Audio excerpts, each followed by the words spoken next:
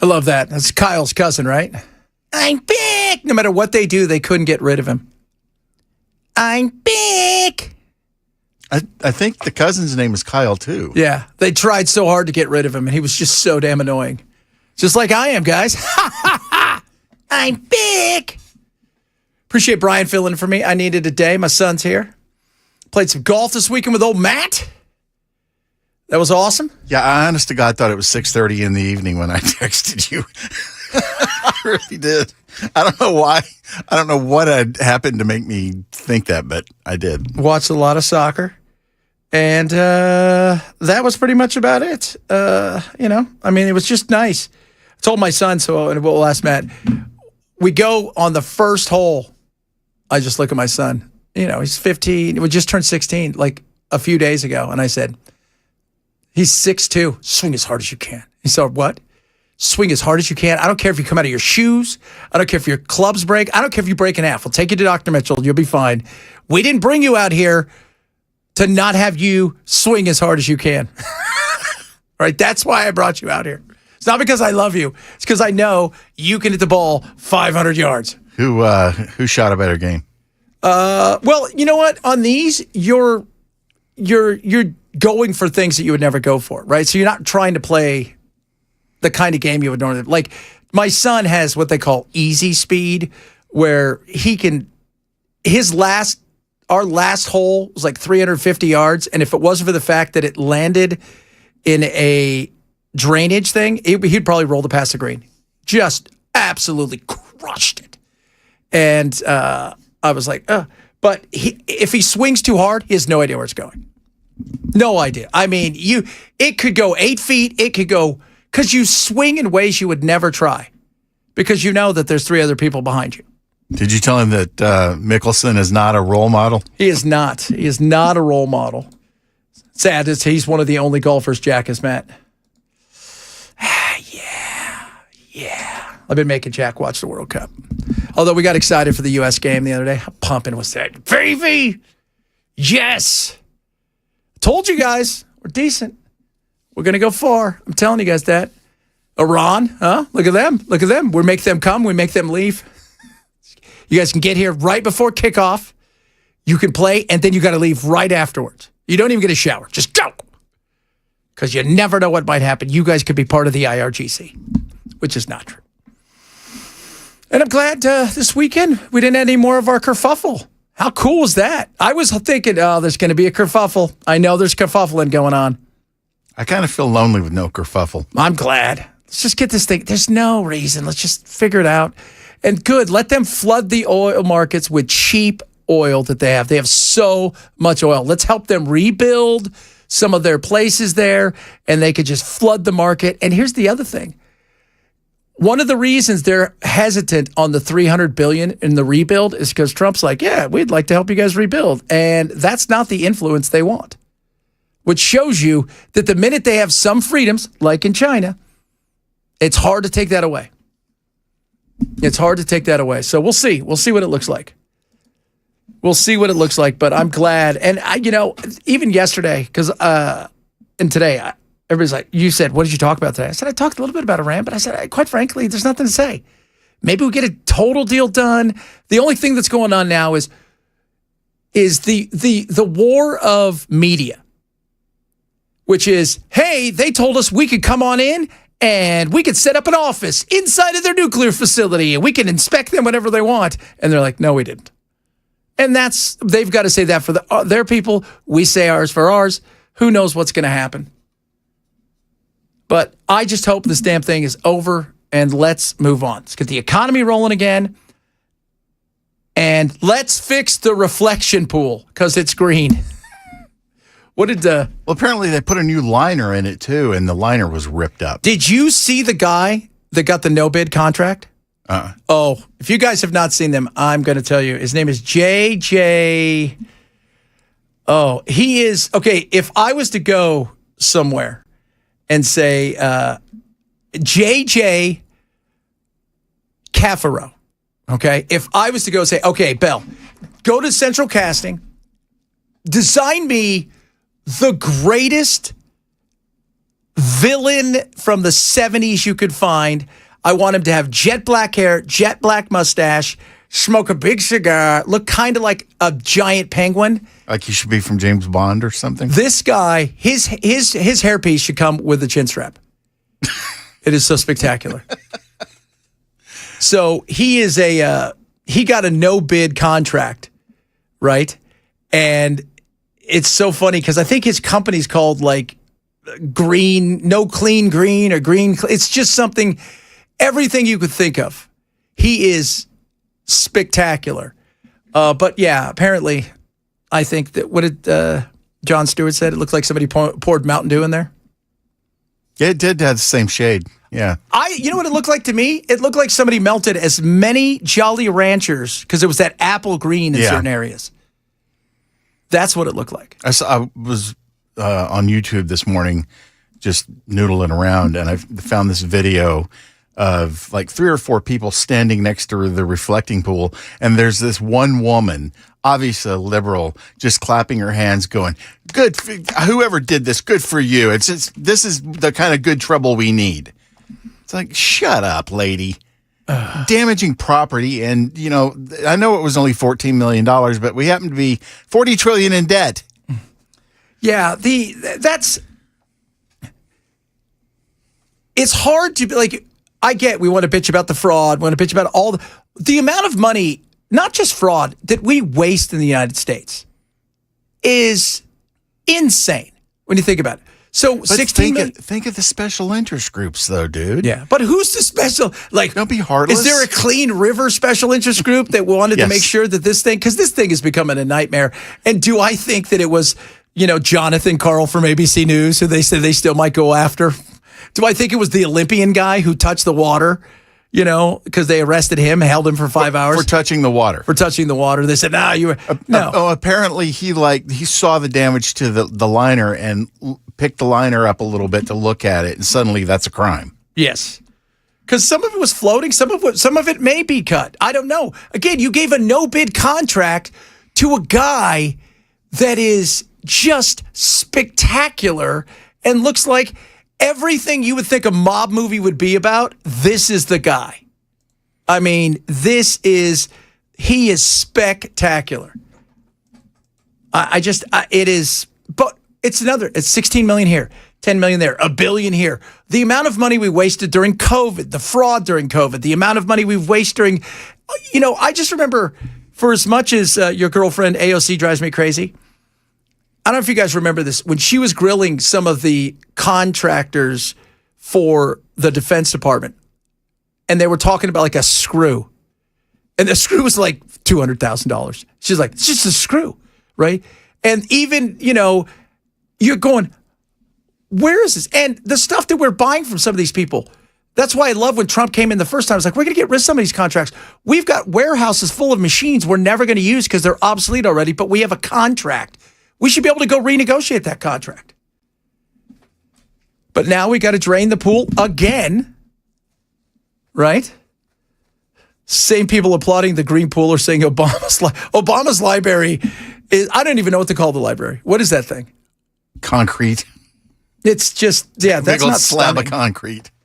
I don't know who did. Do you think somebody designed it on accident and said, "Oh, here, you guys took that for real"? I can't believe he looked at those plans and was like, "Oh, this is the one." Like, dude, come on. It looks like that NSA building, that AT&T NSA building in New York. Just concrete, no windows. Yeah, like the IRS. All the IRS buildings are that way too. Like if you go and look at the Los Angeles. So downtown, they've got the LA City Jail, right? That is the largest, by the way. It is the largest mental health facility in America. If you go look at it and you look at Obama's, it's the same kind of cinder block. It looks the exact same. And I'm sure inside of it, it's neat, right? I'm sure, but the aesthetics is, look around. Nothing else looks like it. Nothing.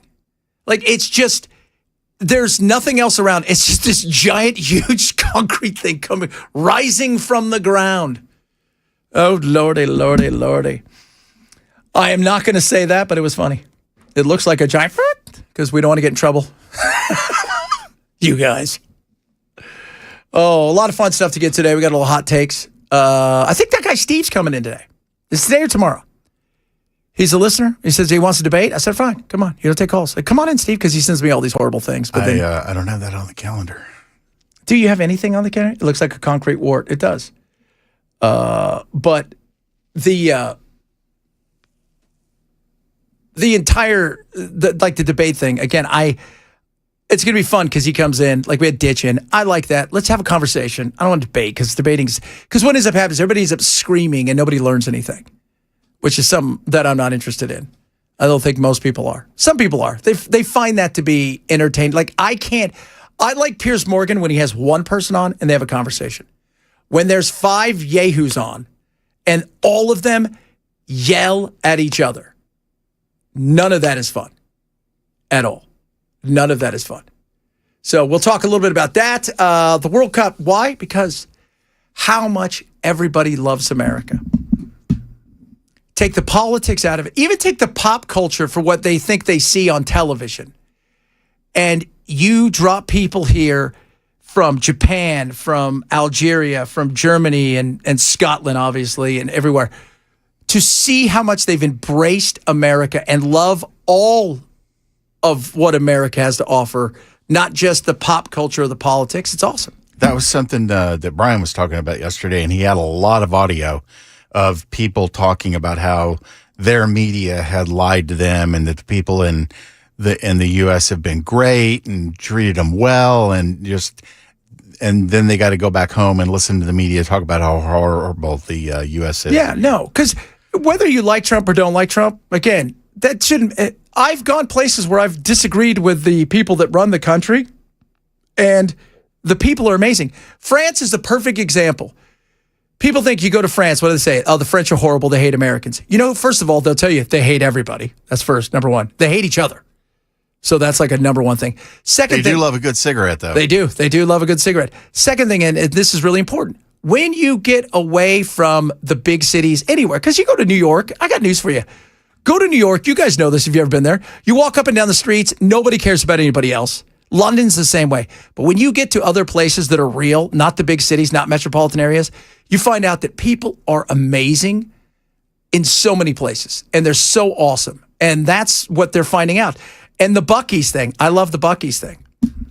By the way, did you see today in Arizona, a Buc-ee's opened up in Arizona today?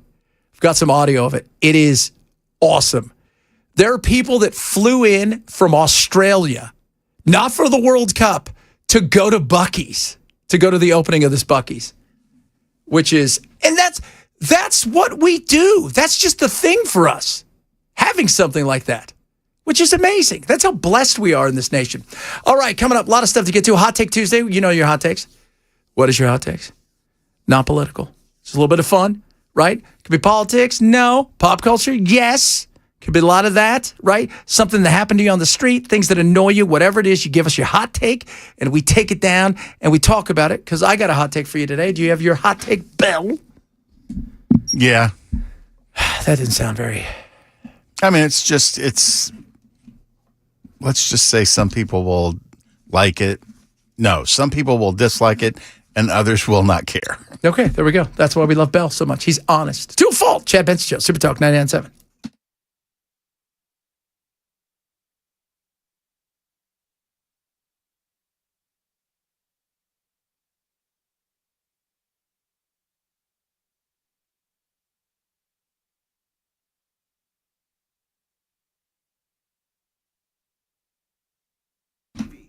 All right, kids.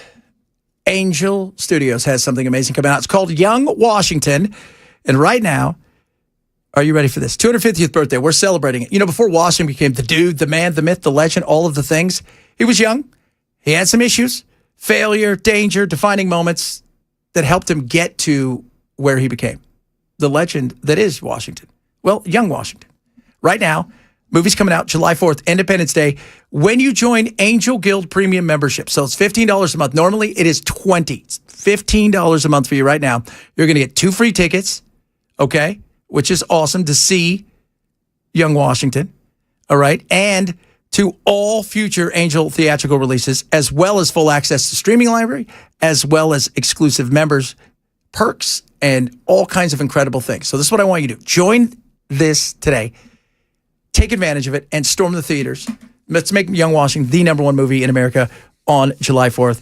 Go to angel.com/Benson, become a premium member for just $15 a month. Receive 2 free tickets to see Young Washington this Independence Day. That is angel.com/Benson.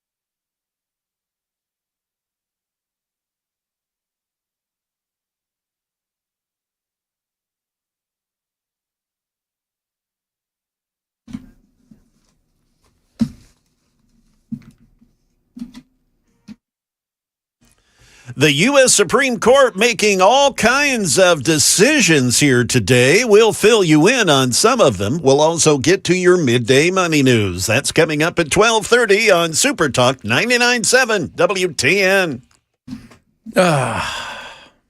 So Stephen is coming in on Thursday. Got a listener coming in to have fun. So to yell at us. Listener Stephen. Yell at you. You. All right, kids. Each and every Tuesday, we do this. You ready, Phil? You got to turn that thing on. Hot take Tuesday. We'll get it. I know, I was off. Some of the buttons, pushing the whole 9 yards. You got a hot take for me, sir? Push the button. Push your button. I'm just like doing great in here today. If the sandwich is wrong, you have to send it back. Otherwise, she's never going to learn. Oh, God. Don't be afraid to send the sandwich back if it's wrong. If it's wrong. Okay. You know what? Here's the thing. It's sending something back, just in general. There's a way you do it and a way you don't do it, right? Because you don't want to be the Karen of the world. The person that walks in and you know they're going to ask for a manager before they ever sat down. You don't want to be that person. No, yeah, I agree with that. Yeah. But if they screw up so bad, it's one thing to go, oh, I asked for no pickles or something on a sandwich. That's one thing. But it's one thing when they screw up horrible. Right. It's you don't just yell over minor things. No. I can take the pickles off. Yeah. But if it's wrong, if you ask for corned beef and you get ham, then you got to make an issue of it. Absolutely. There you go. That 100%. Now, for me, I'm going to say this. If you don't want the job that you have, and I'm going to go in and you're going to serve me, right? Because I'm going to pay you for the service. I'm going to walk in. I'm going to order something from you. I'm going to pay you for that. So I've worked hard to earn my dollars. In return, right, of earning these dollars, I'm going to pay you, and in return, you're going to hand me something. The least you can do is smile and act the part. Okay? Even if it's sarcastic, there's a place that is close by that I love. And I'm telling you guys this right now. And you can ask this for Dan tomorrow if you guys listen to Dan as well. Because he ate there a couple weeks ago. I said, which Chipotle did he go to? He goes, to this one. I go, he goes, the worst one. Is that the one over by Vanderbilt? Yes. Okay. They treat you as if you're doing them a favor for just showing They're up. doing you a favor. Yeah, like, thank you. I didn't know. I mean, I get the easiest order in the world. And I told my son this yesterday. I said, dude, your biggest advantage you have is you're a tall, beautiful white kid. No, I didn't say that. Maybe I did a little bit. I said, the way that you are with people. I said, you are funny, you're kind, you're not afraid to engage, got a smile on your face, you work hard. That's going to go further than anything else you're going to be able to do. I said, and this place over here, I'm telling you, I don't know what it is, because I go to other ones, they're fine. This one over here, maybe they're just sick and tired of serving the Vanderbilt kids. Maybe they are the Vanderbilt kids. I have no idea. I think both of those assumptions are correct. Yeah. Yeah. They're sick of their own kind. It's infuriating. If you don't want the job, again, I'm not forcing you to have the job. Get another job. Get another gig. But you can hear their eyes, like, it's just so infuriating. Pisses me off. I haven't been there in a while, but I have experienced that kind of mood in the building, shall we say, versus like there's a Chipotle out at Rivergate. Yeah. Those people always have a smile on their face. Yeah. I mean, it's not like you're going in to buy, high tech. Nobody's sitting there trying to turn it into something it's not. But the people at Rivergate will actually smile and say, what can I get you? It's all I ask in life, right? I mean, and I've gone places and I try to tip really well, and I know that sometimes people have bad days. I think we get that. But this is your gig. You right? tip? Yeah, I do. Actually, I will give them, I didn't even offer tips there. I don't even know. You know what? At a place like that, if it's a sit-down restaurant, I'm always going to tip. Yeah. Because that's the way those people make their money is off of tips. And if it's good service, 20%. Yeah. And even if it's kind of shady, I'm still going to leave you at least 10 or 12. Kind of shady. I like that. Even if it's a smidge, just a smidge shady, a little bit, you might get 10 or 12. I always give you 20%. Sometimes I give you more. One thing I do know is even if it's not great that day, I recognize some days people are tougher than others. You don't know what's happening in somebody's life. They could be struggling with something. If you go back and they're awful, well, then you know what? They've told you who you are at that point. That's all I'm saying. All right, coming up, got some of your text, a bunch of other good stuff on the way as well. We'll talk a little bit about Iran, a smidge, just a smidge, right? Nothing huge, because we got a lot of other stuff to get to today, including how pumped the world is to be here in America. And for all the naysayers, the World Cup and the people out there, it's the dumbest.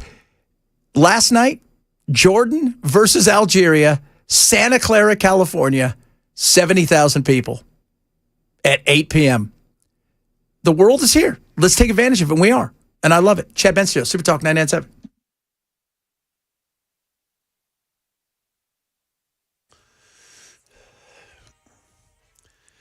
It's 12:30. I'm Jay Harper with your top stories. A full weather forecast is coming up. The Supreme Court today ruling on a number of issues. One, that oil giant ExxonMobil can sue the Cuban government over more than $1 billion in seized property, potentially giving the U.S. more financial leverage over the cash-strapped country. We hear now from ABC's Peter Haralambous. In a 6-3 decision split along ideological lines, Justice Brett Kavanaugh said that companies owned by the Cuban government can't argue they're protected by sovereign immunity to fight lawsuits over assets that were confiscated after Fidel Castro took power. Today's decision, as well as a similar case last month when the Supreme Court ruled against Cuba, comes as the Trump administration ratchets pressure on the communist country. The decision could open the door to more litigation over assets seized by the Cuban government, adding pressure on the struggling island nation. The court also ruling that Border Patrol agents have more authority to deny certain green card holders. The justices today, the conservative majority now bolstering the ability of federal border agents to remove green card holders, lawful permanent residents who are accused of committing a crime when they come to a port of entry. In this case, involved a person coming back from China, arriving at JFK Airport, had been charged with a crime in New Jersey. The border agent said, "You are no longer going to be a legal permanent resident." That's Devin Dwyer reporting. We now turn to your midday money news with Jim Ryan. Tumbling tech shares have sent stocks into retreat going into the midday. The Dow Jones this morning gave up most of yesterday's gains, while the Standard & Poor's 500 was off 1.3%. The Nasdaq Composite was slammed 2% this morning. U.S. factories trimmed their payrolls this month at the highest rate since the COVID-19 pandemic. Manufacturers have slashed jobs for 3 of the past 4 months as they seek to reduce headcount over costs. Prime Day is here. Amazon's summer sales event is kicking off today, and it'll run through Friday. Adobe Analytics predicts it'll likely drive over $26 billion in spending over 3 days, a 9% jump from last year. Also starting today, and for a limited time, fried apple pie is back on the menu at McDonald's, first time in over 30 years. It was replaced in the 1990s by the current baked version of the apple pie. That is your latest news. We've got weather coming up. I'm Jay Harper, WTN News.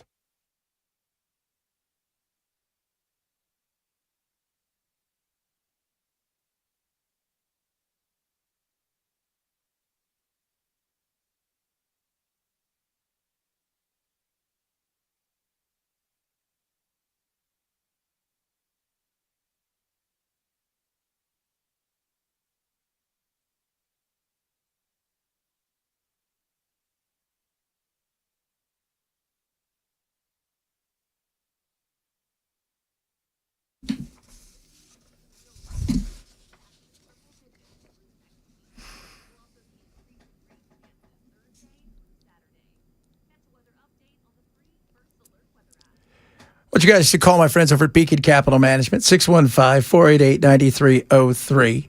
615-488-9303. Why? Today's world, it's a lot of chaos out there, right? You're at retirement, getting close to retirement. Volatility, does it scare you? Are you worried about, are you going to outlive your retirement? The stories that you hear from people where they thought they had enough, they realized they weren't going to have enough, and then all of a sudden they look up, and with things like long-term care that didn't take care of, it eats everything up.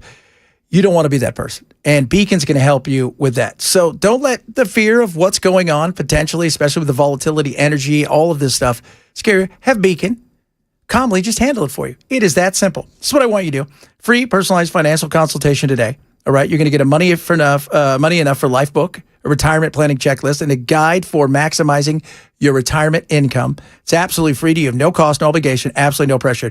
All you have to do is call 615-488-9303 or go to askbeaconnow.com, askbeaconnow.com, and start a conversation today for Beacon Capital Management. This is a paid placement.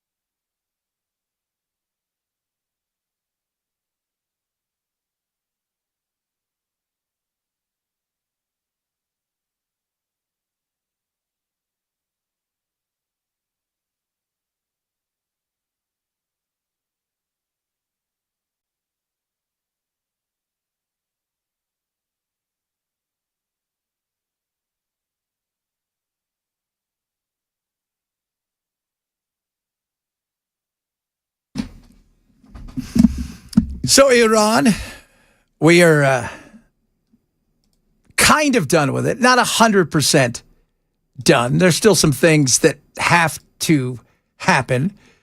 Trump, here's, I give Trump crap. I don't think we should have been in this. And we're out of it. 60 days, 57 days, whatever's left to get this thing done. And, they're going back and forth. One day it's, they walked out. And I heard JD said, said they were going to walk out. And then they sat there and talked for 9 hours. So that's what everybody's posturing because we want this done. Look, I don't want them to have a nuclear weapon. I don't know anybody who wants to have a nuclear weapon. Nobody. I don't even think most of their people want them to have a nuclear weapon. Right? A vast majority of their people are younger. I mean, go look at the age breakdown compared to a lot of the other Middle Eastern nations. From 1980 to 88, so after all went down with us, and, since 1979, we always forget what happened prior to that, but the Iran-Iraq war started, of which, who do you think we backed? What ended up happening? They lost so many of their young people. So this younger generation only knows this nightmare. There's not a lot in the middle, lots of young people, lots of older people. They want freedoms. They want opportunities. They do, which is great. Who doesn't want that? The reality of the situation is Trump made a decision that was fiscally the right thing to do. You're never going to bomb your way to regime change. You weren't. And because of that, you had to make a decision. Okay, how long are we going to be in this thing? Well, we can't anymore. We can't. We can't be in it any longer because it's costing the American people. It's costing them dollars and cents. The average person says that they're struggling to make ends meet and that inflation's been high for 4.5, 5 years.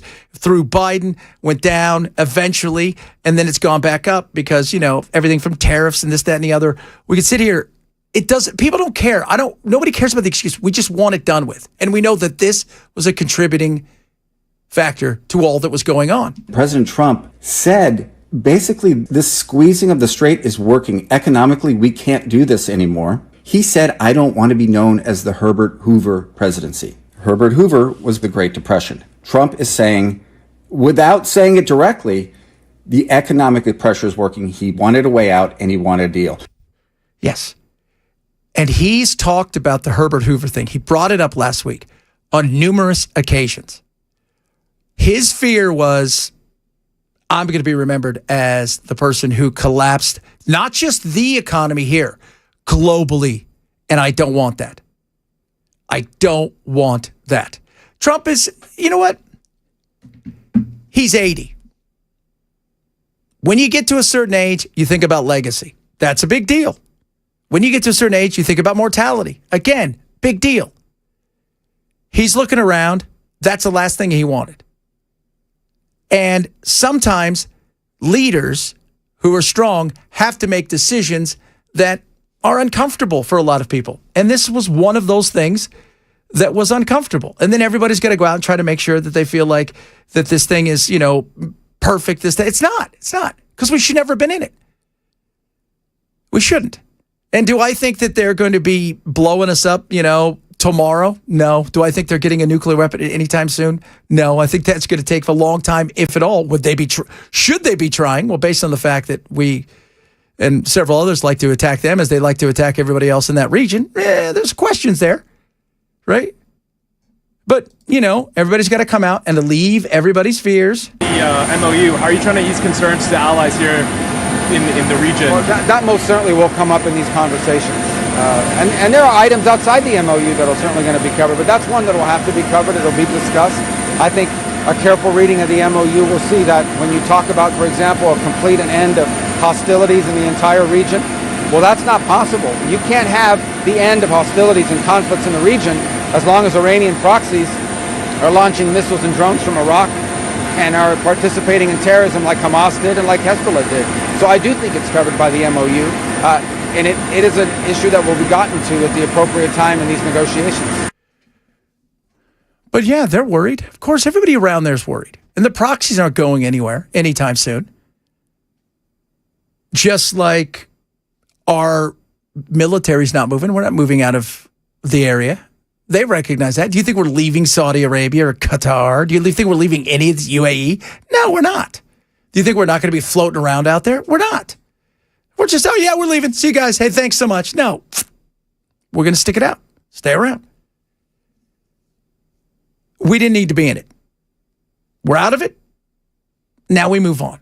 And we could sit here and talk about, well, we're kicking the can down the road. And I'm going to play some stuff later on from my buddy Mike Lyons, who's a military analyst. And we did an interview early today before he had to get on a plane, and play some of that stuff for you, what he said.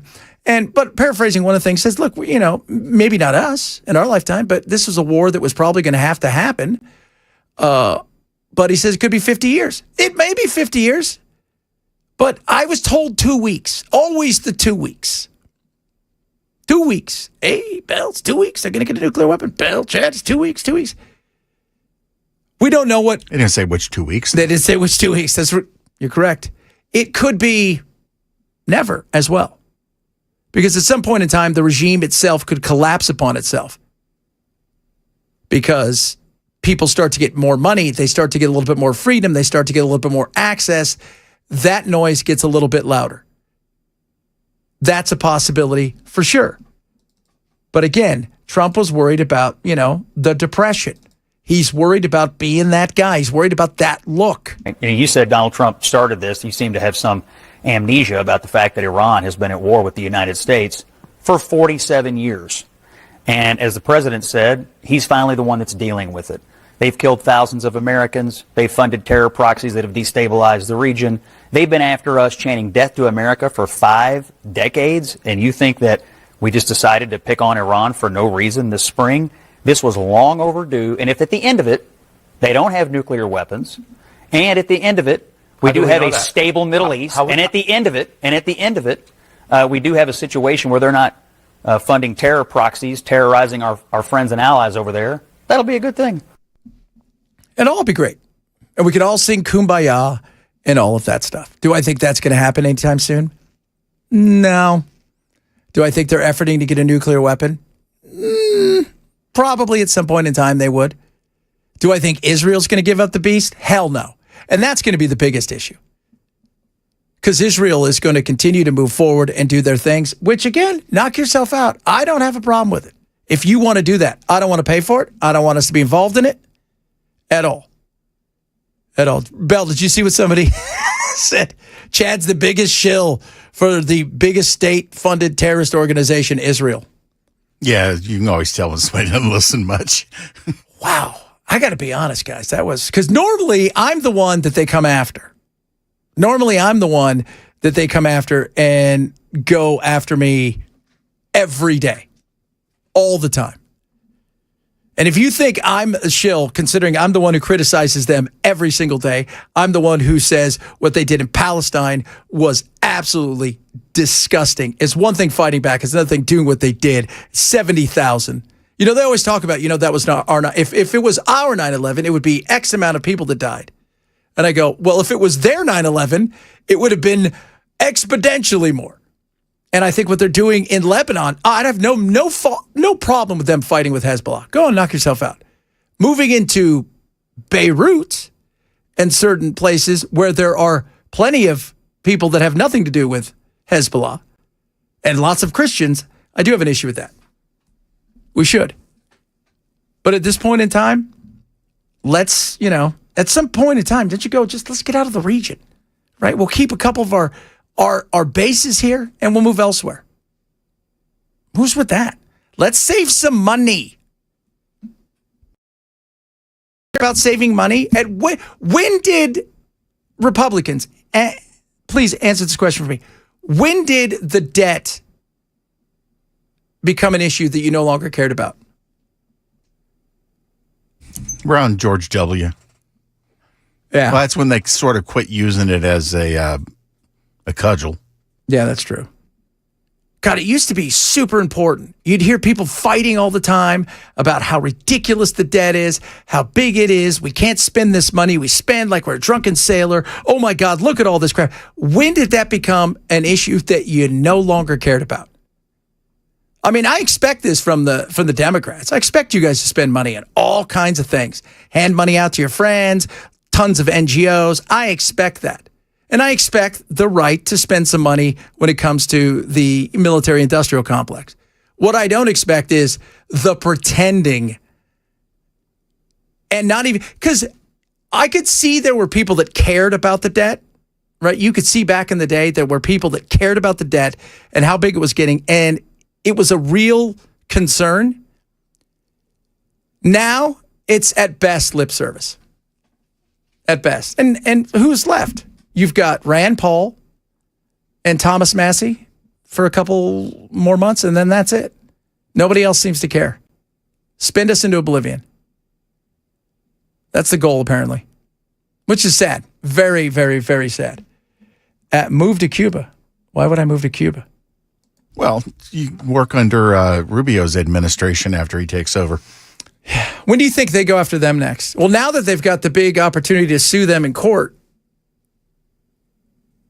for $1 billion over oil stuff, that how do you collect? At the end of the day, how do you collect? What are we going to do? Repo their state? Yes. They're going to hire us with our tuna boat to go over and repo it, pull it back over to Cuba. That way, Marco can stay here on land and never even have to get on a.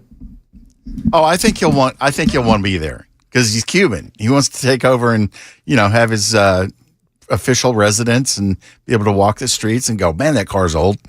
That's a cool old car.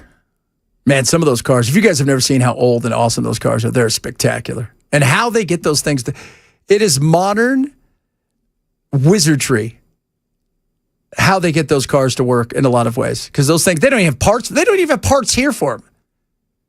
And they get those things to work, which is just fascinating. All right, coming up, speaking of fascinating, his name's Belkay. He's the most amazing sports caster in the entire world, and he's going to bust out the sports casting because Bell does sports. Straight ahead, Chad Bencho, Super Talk 99.7.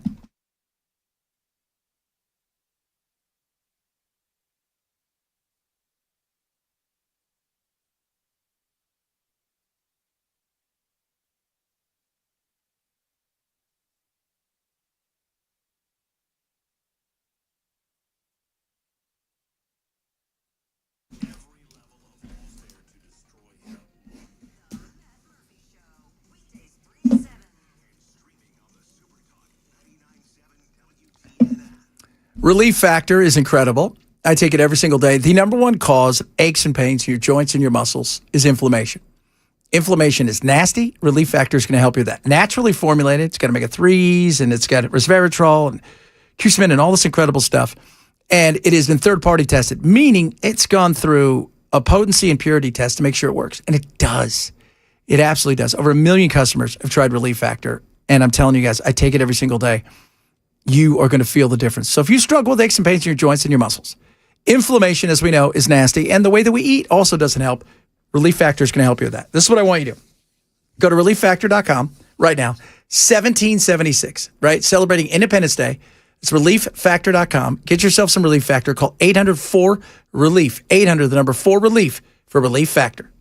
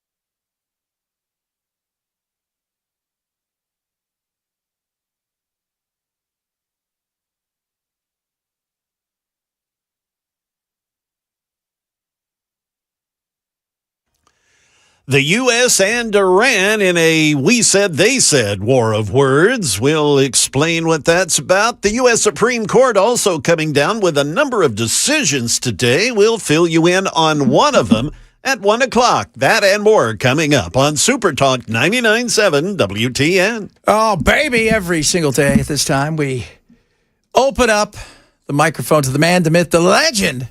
Now it's time for Sports with Bell. When you need to know sports information, you turn to the guy who calls basketball shooty hoops. Let's talk some sports with Bell. Yeah, baby. All right, Bell. I don't know if this actually counts as sports, but I saw the Japanese team's bus with a state trooper escort going to the airport this morning. That's right. I believe they're on their way to play some kicky ball. Kicky ball. They're going to Dallas. They got a game, their last group game on Thursday. Who did they play here? They did. This was their headquarters. So this is where they trained. Practicing out at Geodis? They practiced at Geodis, so this was their headquarters. So they had some enjoyable time here. Saw the Scottish fans here the other night, a lot of them. Is that why the city's out of booze? Probably. New York is getting there because England plays there today. I tried to buy a pint of whiskey yesterday, and they were like, we're empty. Sorry.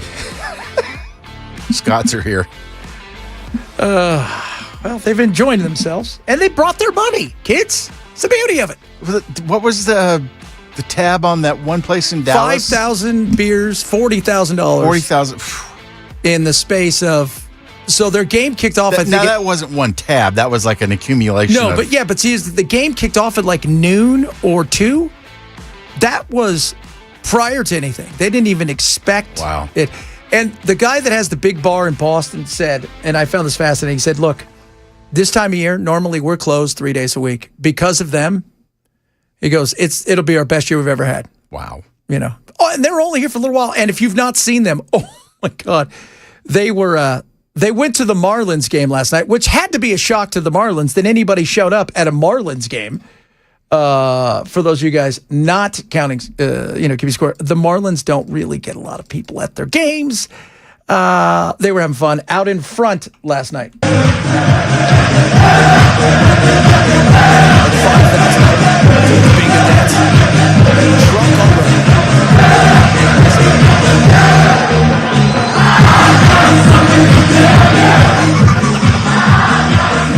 Partying hard, singing the whole time, and spending money. To Boston alone, they think it's close to like $500 million for just not from them, from all of the World Cup stuff. It's been incredible. And they were partying there last night, and they've got a game tomorrow. And everybody hopes tomorrow that in some way, shape, or form, fingers crossed, that they either tie Brazil, isn't going to happen, or something crazy happens and they get through as the third place team because they want Scotland to come to their hometown. Who wouldn't? You know, my wife says this is the greatest sleepover in history. I wonder how many DUI arrests have been made since they got there and how much higher than normal it is. I don't know how many DUI arrests, but I will tell you this. I would not be surprised if 9 months from now in Boston, there happens to be some wee lads and lasses born. Would you be surprised? Yeah, probably not. Sure, probably not at all. I had to sleep with him. His accent was just so nice. You don't even know what he's saying. Don't know what he's saying. I can't believe it. Don't know because they all talk like this. One guy's like, my liver is gone. Does anybody in Boston have a liver? I need a new liver. Just a piece. That's it. Otherwise, I'm not going to make it home. And to show you how much they love the game, and if you watch any of the game the other night at the 76th minute, one of the fans that came with them, who had waited his entire life, saved up money to come, he was 76 and he died of like a heart attack at a hotel. So before or after the game? I think he went to one game. At least he got to see it. I think at least he got to one game. God willing, he died happy because they played Haiti. Coming up next hour, a lot of stuff still to get to. So much crazy stuff going on out there in the world. The reflection pool, we'll have some funny with that. The economy, more on Iran. A bunch of other good stuff on the way. If you're missing the show, share money, grab the podcast. Hour number 2 straight ahead. Chet Ben Show, Super Talk 99.7.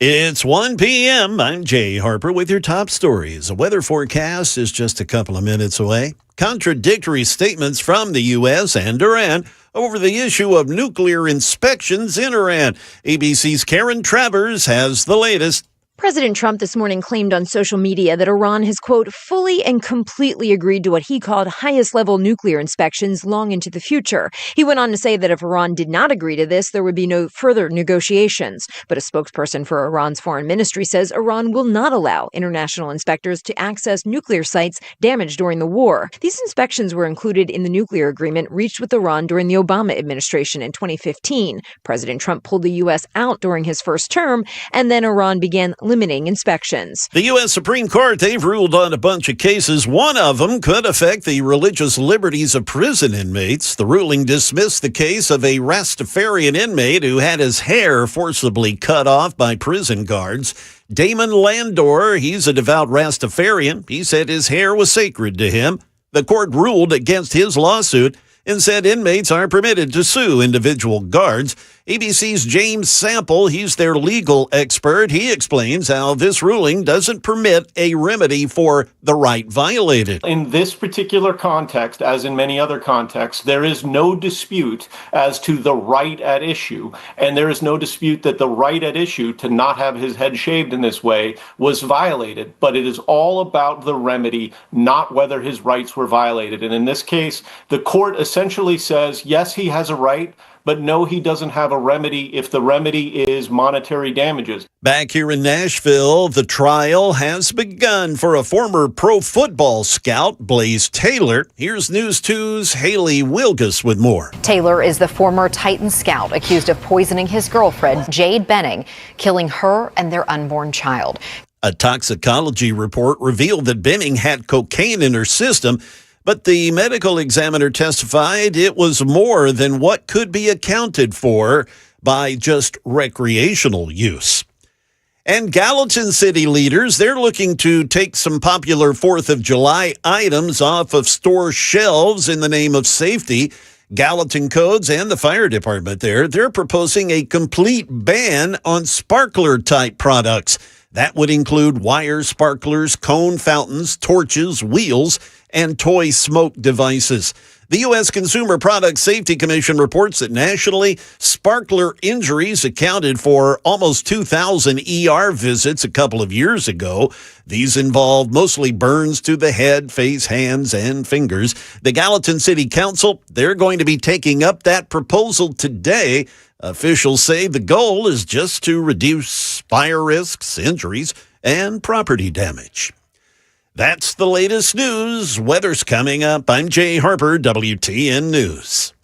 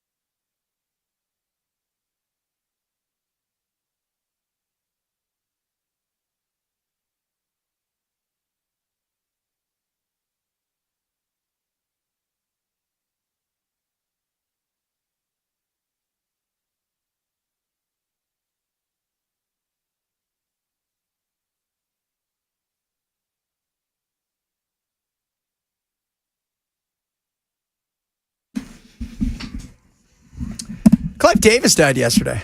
That guy, man.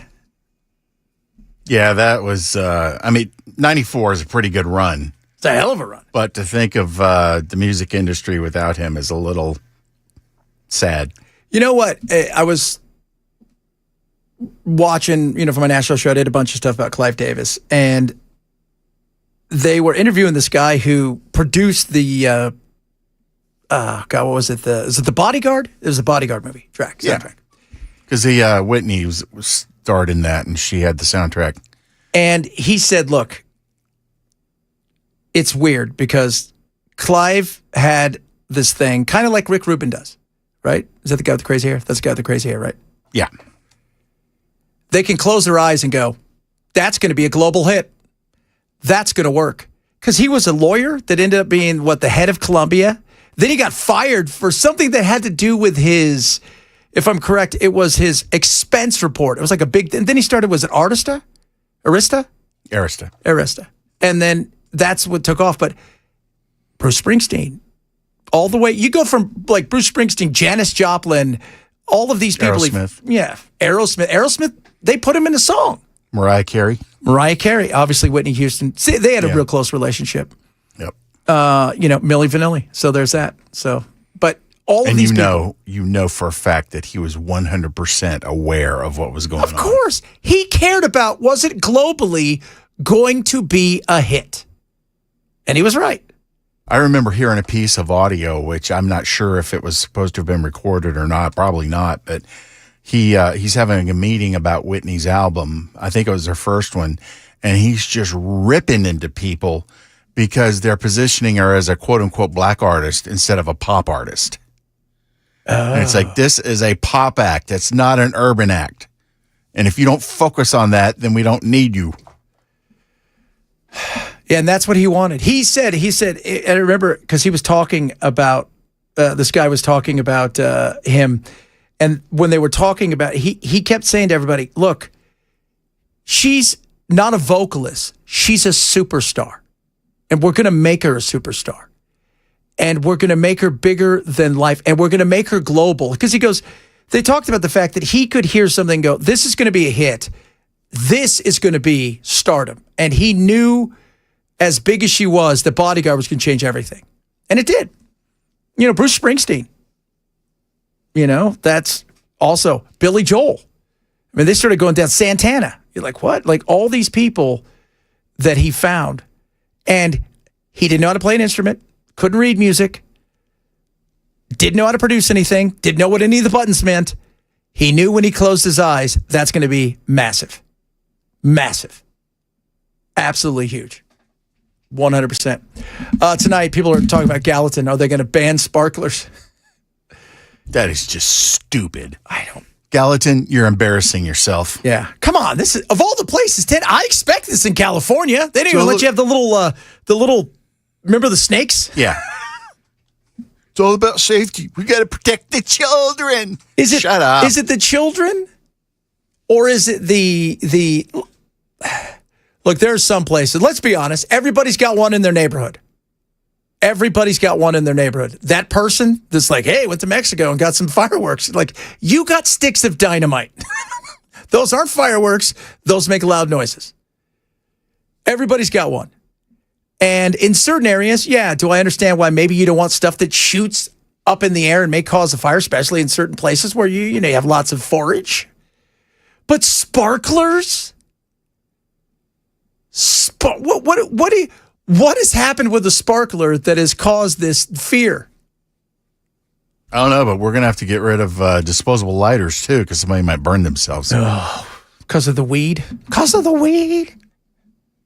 Oh, man. Do you want to get high? You guys want to get high? Don't ask that Rastafarian in prison. So he can sue, he just can't sue the individual. That's what they ruled. And I guess he could, the way it sounded to me was like he could sue to change the policy. Yes. But he couldn't sue to get money from the guy. Yeah, from the guy, from the individual. That's his, but because look, Rastafarians, that's a deal with them, right? Their hair. Yeah, absolutely. So, I could see how that was, are you doing it as a thing of torture? But to sue the individual, you could sue the place, you could change it. Well, the rules are, if it's your religion, they're supposed to kind of give you a bit of a, leeway in certain things. That's if I ever go to prison, that's what I'm claiming. So I don't shave my head. Let's see here.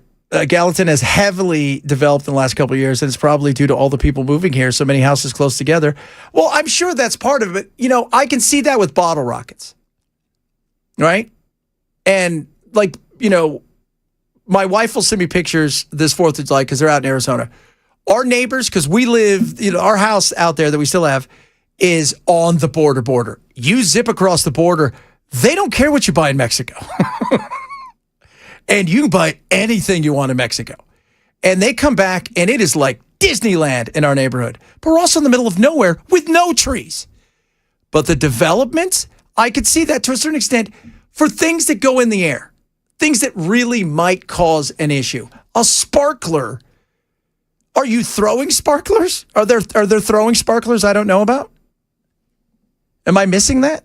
I mean, even with the bottle rockets, the percentage of people that get injured versus the percentage of people that are playing around with them is tiny.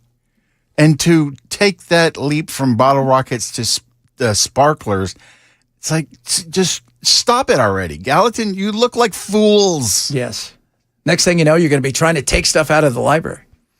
Not Obama's library, which is spectacular, by the way. That thing is so awesome. When I was a kid, we used to actually challenge each other. Like I'd be with my friends, and you had to hold the sparkler. And, of course, the sparkles are raining down on your arm and get a little burn every time one does. And it was like, a little challenge to stand there with it and not let go of it or not move it down or something like that while you let it burn. Because that's what we did as kids. We thought, it'd be great. 3rd-degree burns. Fantastic. That's second. Every year, though. I mean, every year, people blow their fingers off. And it is at times funny because you're doing something usually. I've yet to find somebody who's like, I was just walking down the street, my hand blew up during the 4th of July. Somebody's usually doing something stupid. And there's usually alcohol involved in it. But sparklers are a different thing. And I'm feeling like we're missing a portion of the story. Because it doesn't sound like, is everything else banned there? Well, I guess it ought to be for safety. Yeah. Absolutely. Thank goodness government's protecting us from ourselves. Thank goodness for that. Roman candles. I like, what are the little spinny things? The flowers? I like those. Those are cool. The Roman candles. And now when you go to those places, the Red Devil fireworks, you go to those and you buy all of that stuff. It is crazy what you can buy. It's like, this is the machine gun.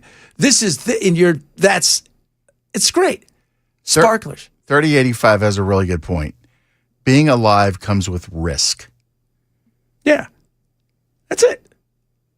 So, it does. It comes with risk. But it's a sparkler. It feels like that's just an overreach. And it starts somewhere. And I understand in certain developed areas, you don't want that. You're trying to, prohibit. You're trying to prohibit certain things because you don't want stuff to land and maybe cause a fire in somebody's house. That's a lot of what the worry is. I get that. But are we just going to be able to go buy those little snakes? No, those burn, dude. Somebody might, could get a blister. What if somebody eats one? That's a good point. That's right.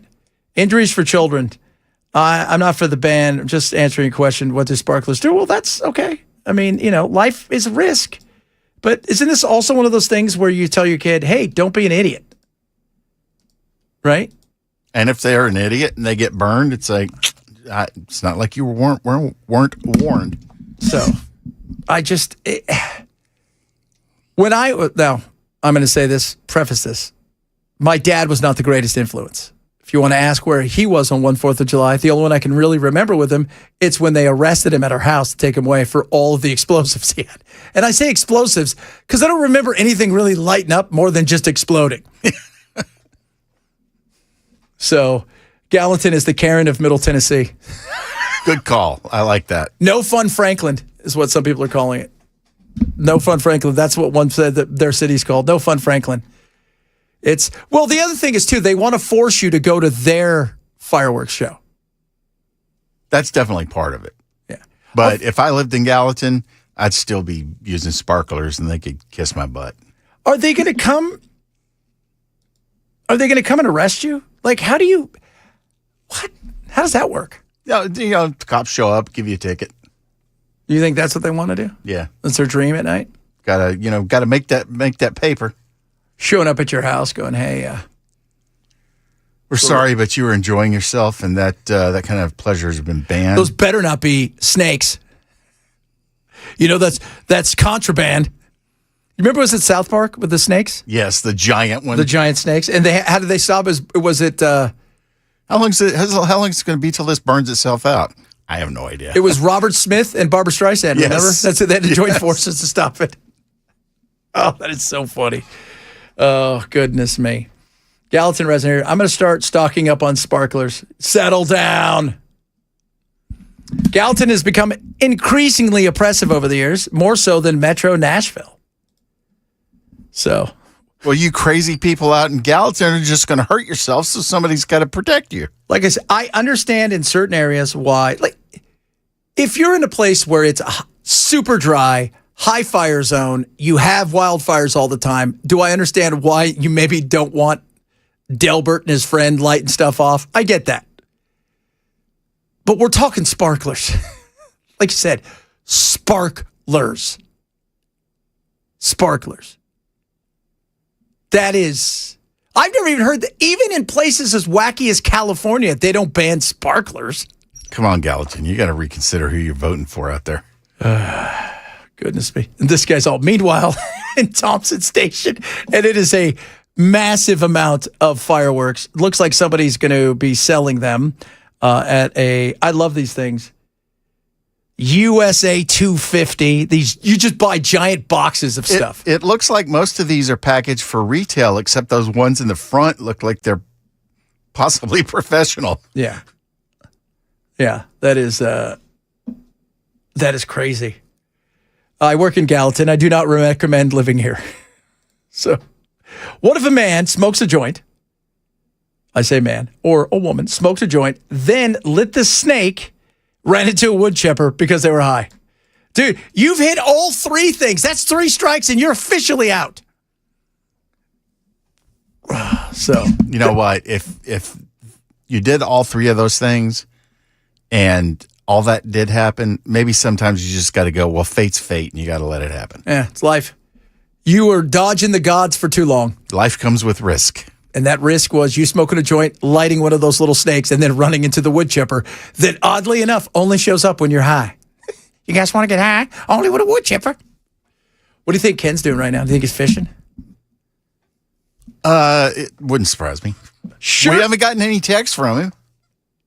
Normally, he texts us when he goes on vacation. Well, no. Well, I got some on Saturday, just Instagram stuff, and then that was it. Like nothing else since then. Or maybe it was TikTok because you don't get TikTok. No, because you're like, I don't want the Chinese following me around. I'm like, too late. Do you have a car? Yeah, I just don't. It's like with Facebook. I have enough time invested in Instagram and Twitter. I don't need another 2 social media platforms to follow. True. That's true.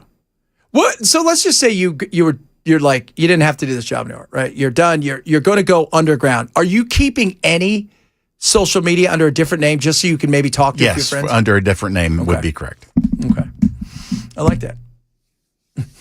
We need someone to do an AI of Allen Iverson saying, we're talking about sparklers? That was so funny. Oh, goodness me. I remember in the early 80s having bottle rocket fights with my friends. Oh, everybody did. It wasn't, look, we used to have BB gun fights, and we couldn't do the thing. We couldn't pump to 9 because moms would get mad. And the other thing we couldn't do is we couldn't shoot. Don't you dare shoot that at him if it's got over 5 pumps. Yeah, and you can't shoot in the face. That was also the other thing, right? That was the parenting of the 80s. That was beautiful. All right, coming up, a little Hot Take Tuesday. Get your hot takes in. Also, somebody said earlier, do you have that Mark Levin cut from the weekend? I do. We'll play some of that. Tucker Carlson says he's out of the Republican Party. I understand why. We'll talk a bit about that as well. If you're missing the show, shame when you grab the podcast. Chad Benz Show, Supertown 99.7.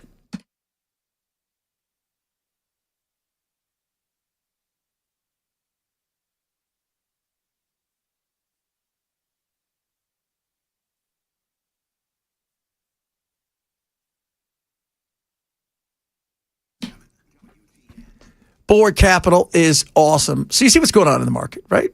Some unsettledness, no doubt about that. Is the AI bubble, is it coming? Is tech bubble coming across the board?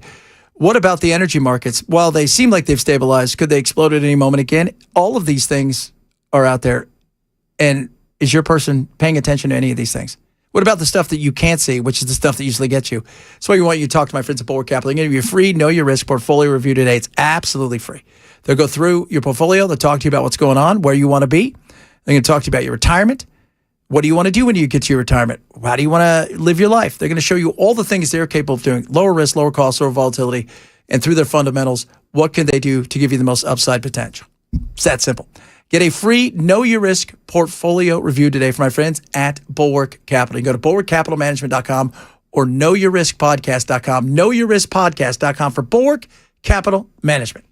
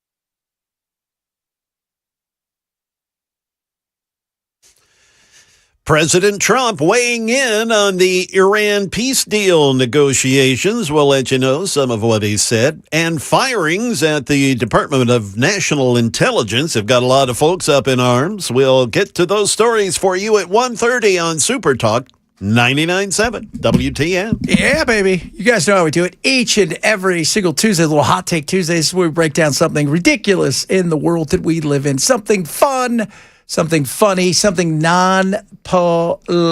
Hot Take, Hot Take, Hot Take Tuesday. Yeah, baby. All right, Hot Take. I'm going to go first. My hot take is, I went to a place the other day, fast food-ish joint. Like it, still love it. Nothing to do with the restaurant, all to do with the people. If you don't want to be there, and I don't care what you're doing, okay? If you don't want to be there, fake it. If you don't want to be there and you can't fake it, leave. Go do something else. But to act like somehow you're doing me a favor by me showing up at your facility to give you my hard-earned money so I can have my burrito and you make me feel like, What are you doing? I could hear you roll your eyes at me. It's not hard to fake it. And this place infuriates me, just this one location. It drives me crazy because it's the same. Even the other day when I was talking to my daughter, Dee Dee, I go, we went to this place. And she goes, were they this? I said, they were the exact same. And Dan will back it up. The exact same every time. Doesn't matter who goes there. So smile or get a new gig. Bill, what you got for us? If she makes an egregious error with the sandwich, you got to send it back. Otherwise, this is just going to keep happening. Now, when you say egregious, people were asking for a ruling last hour. What's an egregious error? No mayonnaise? Oh, that's super. I mean, that's borderline criminal right there. Yeah. That doesn't matter who you are. Man, woman, child. If you don't do the mayonnaise, it's over. Yeah. Official condiment of the Chad Benson Show. That's right. That Steve guy's coming in on Thursday. We're going to make sure he has some. You going to bring in some mayonnaise? Got some mayonnaise for him. Like that idea. That's good. He deserves it. Come here to argue with me. But not argue. Have a conversation. No yelling. No yelling. You're not a yeller. I'm not a yeller. I've never been that way. I mean, all the time I've known you, I don't recall you ever yelling. Nah, not really. At least not in a negative way. Like if somebody scores a goal in the World Cup, you might get a little boisterous. But a goal, you say? A goal? No. Who would score a goal? Well, how about this guy? So the last 2 days, or the last 24 hours, the World Cups look like this. Messi with 2 more yesterday. Mbappe with 2 more yesterday. Holland with 2 more yesterday. People saying, well, Ronaldo, he's done and dusted. Off goes Cancelo delivering the cross! Ronaldo!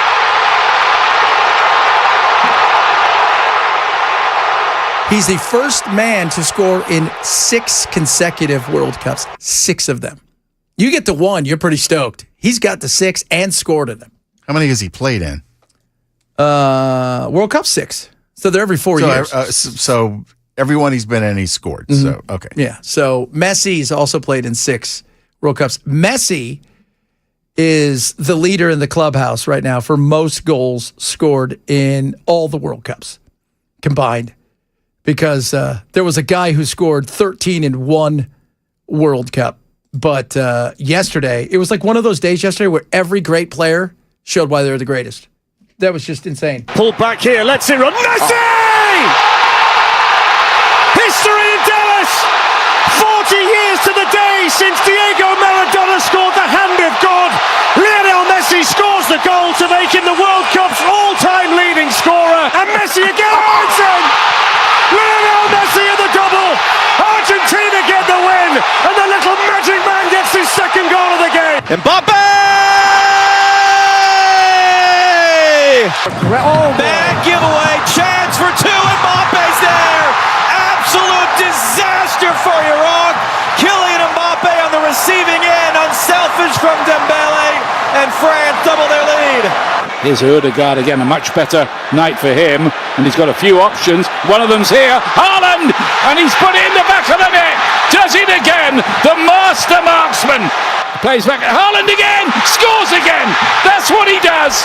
Yeah, my wife's all. I found the TikTok side, the Erling Haaland American girls just found out who he is side of TikTok, where he's like 6'4" and he looks like a giant Viking playing soccer.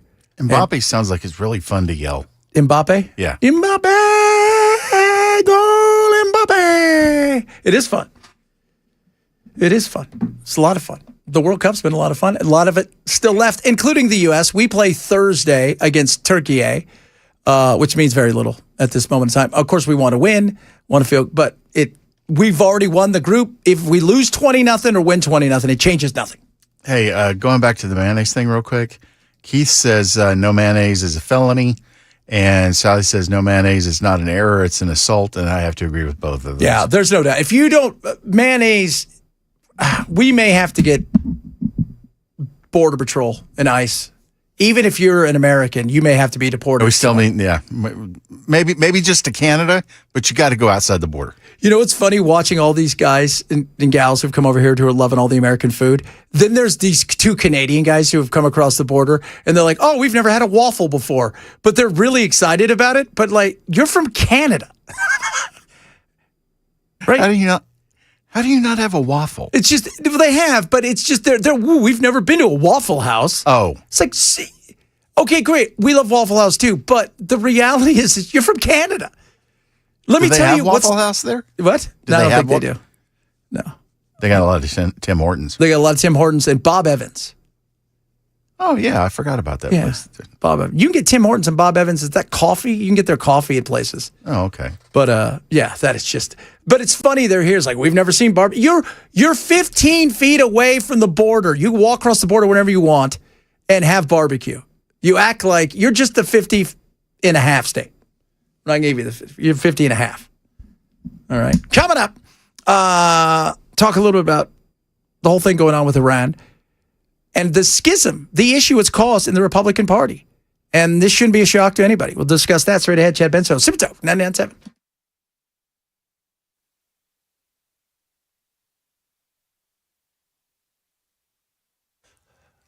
It's 32 minutes past 1 p.m. I'm Jay Harper with your top stories. The weather forecast is on the way. President Trump defending the additional $80 billion that the Pentagon has asked for to fund the Iranian war effort.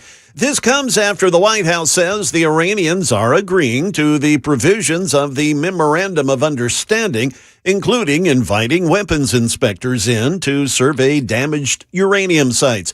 But the Iranians say that that's not true. The president, after landing in Pennsylvania a little earlier today to visit a manufacturing facility, had this to say when asked by a reporter whether the American people would support more funding for the war. Not only do they support it, they demand it because they won't allow Iran to have a nuclear weapon. You want to see trouble? Let them have a nuclear weapon.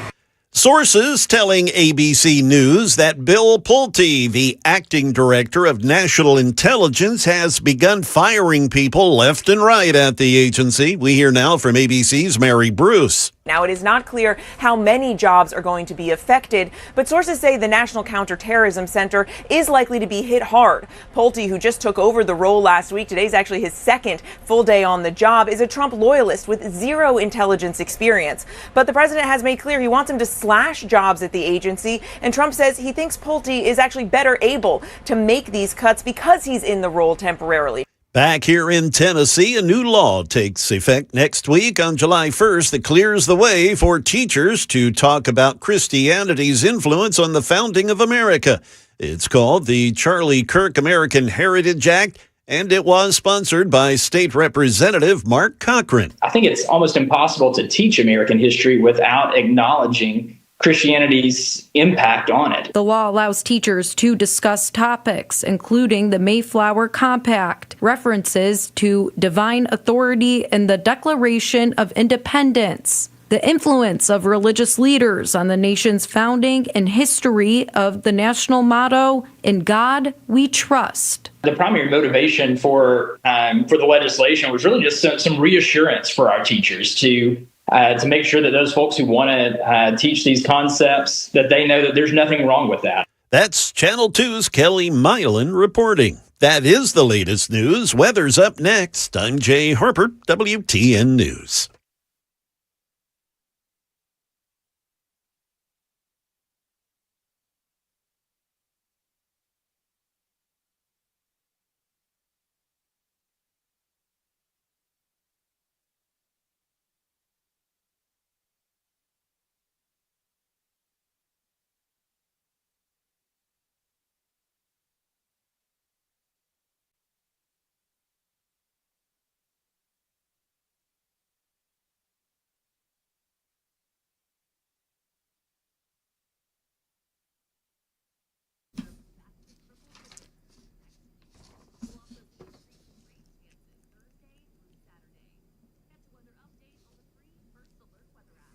Feels like it's going to be warm out there. Busy Bee Plumbing, Heating, and Cooling. Going to keep it cool. send you to the beach right now. Buy any new home AC unit this June. You're going to be qualified and entered in to win a free 3-day beach giveaway. All right. So Busy Bee is going to pay for your gas, lodging, 2 meals a day. They're going to announce a single lucky winner on Facebook. And this is only if you buy an AC unit this month. Okay. So 1 winner total, restrictions apply. Top of that, they got great opportunities with deluxe air duct cleaning package, 10% off, 5% off the middle tier. And if you need plumbing help, they've got everything. Take $100 off any service over $500. Get 10% off select water filtration systems. Better yet, free Yeti cooler with any whole home drain or water repipe. So what are you doing? Call Busy Bee today, 615-775-7833. Tell them you want to be a Beehive member. That's 615-775-7833. Or visit them online at busybeehvac.com.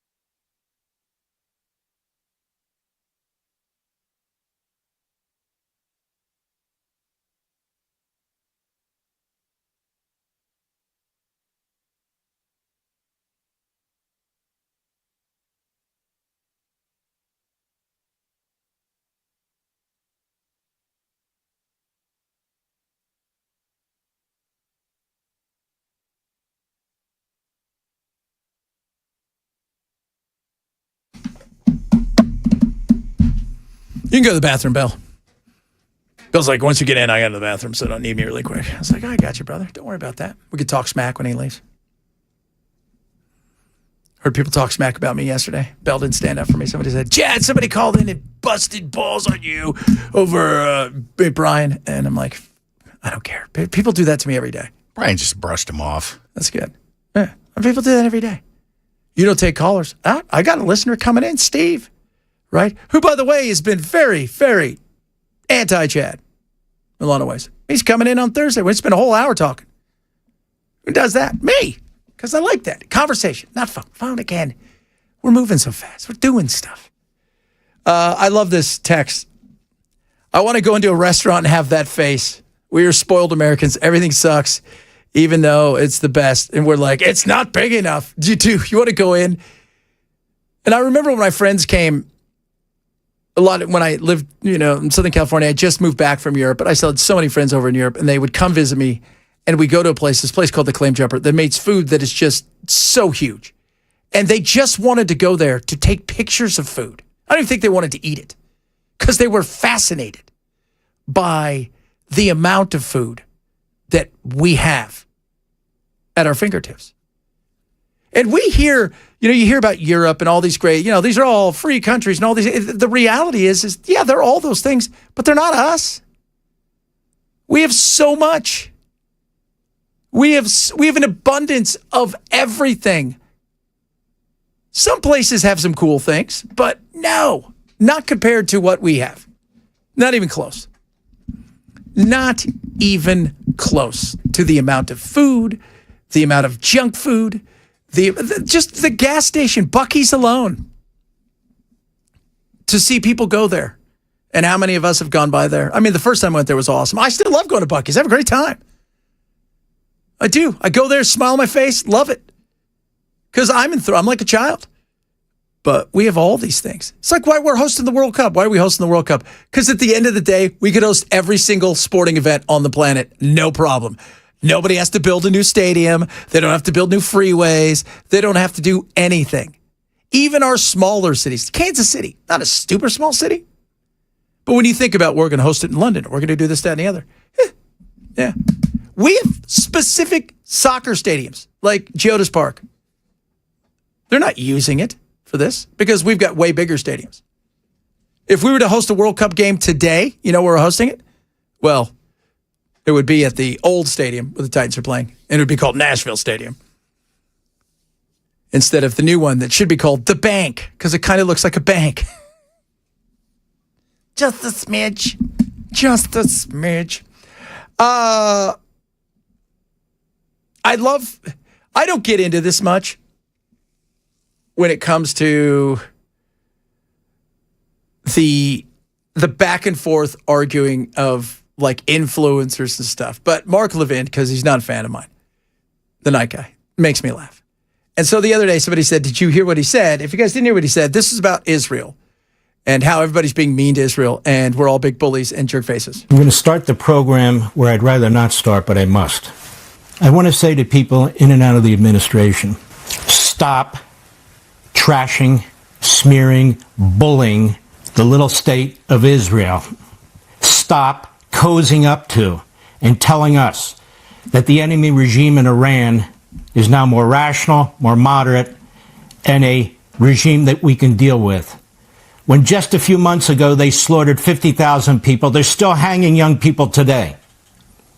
And if they had a nuclear missile today, they'd fire it into our country as sure as I'm alive. I don't know what's going on, but if people think they can bully a little country, a people that have existed 4,000 years, through the Babylonians and the Persians, through the Romans and the Third Reich, into surrendering their defense and their decision on how to secure their country, they got another thing coming. I think it's outrageous. When we used to see the Secretary of War and the head of the Joint Chiefs of Staff daily here on Fox tell us of the fantastic marriage, symmetry between our militaries in defeating this enemy. I'm really appalled by this, and I hope it comes to an end sooner than later, because it's not right, it's not just, and it's not truthful. Now, as you surely heard... I'm kind of disappointed he didn't call anybody a dope during the... No, normally, and Nazi, everybody gets called a Nazi. If you don't 100% buy into everything Israel sells, the government, not the people, the government, let's separate the two, okay? When you criticize another foreign government, like if you criticize Meloni, as a lot of people have, because she basically said Trump's a liar, only, but still,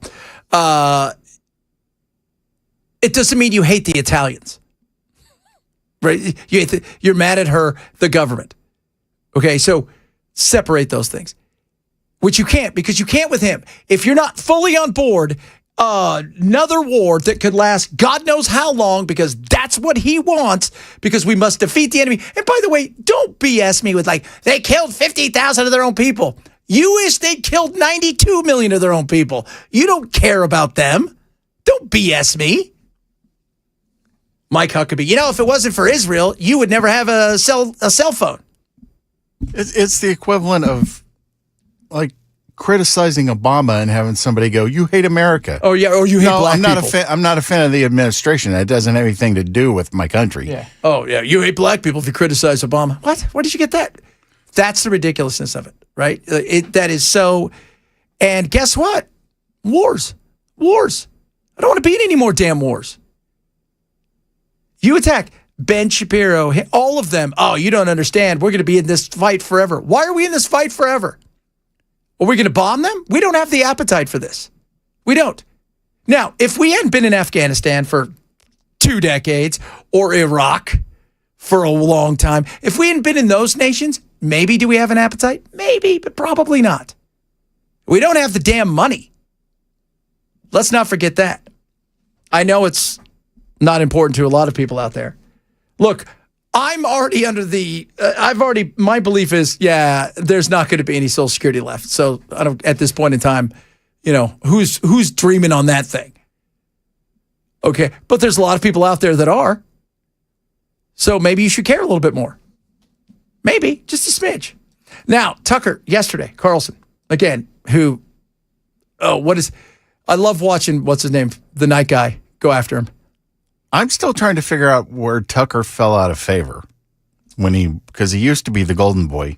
He fell out of favor because he believed what Trump said. We're going to transparent. We're going to get the Epstein stuff. We're going to not have any more foreign wars. We're not going to be beholden to any nation. It's America first. And it's been not a lot of that. Oh, okay. As we know.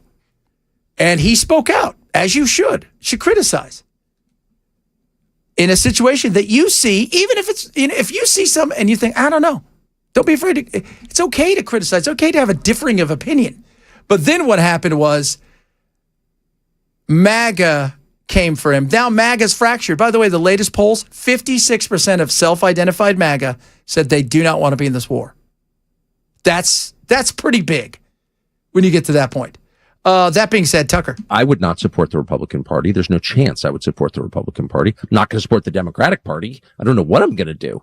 But at this point, how could I or any American voter support a political party that's not loyal to the United States, that puts the interests of a foreign country above those of its own citizens? That's it's not possible to vote for people like that. And I'm not going to. And I think I voted Republican my entire life.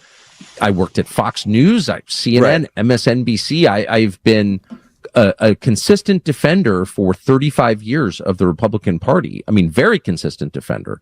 But there's no defending this because it's immoral. And it's exactly the opposite of what a political party in a democracy is charged with doing, which is representing its own voters, its own citizens, its own nation. And they're not doing that. So, no, I'm out. And if I'm out, then I think a lot of other people are out. And I think a lot of people are. I've told you guys this last week. Give me one reason why the Republicans deserve more opportunities. Now, I won't vote for most of the Democrats out there because I think they're wackadoos.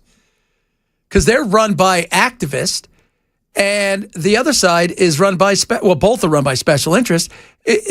Why is the number one party in America independent or undeclared?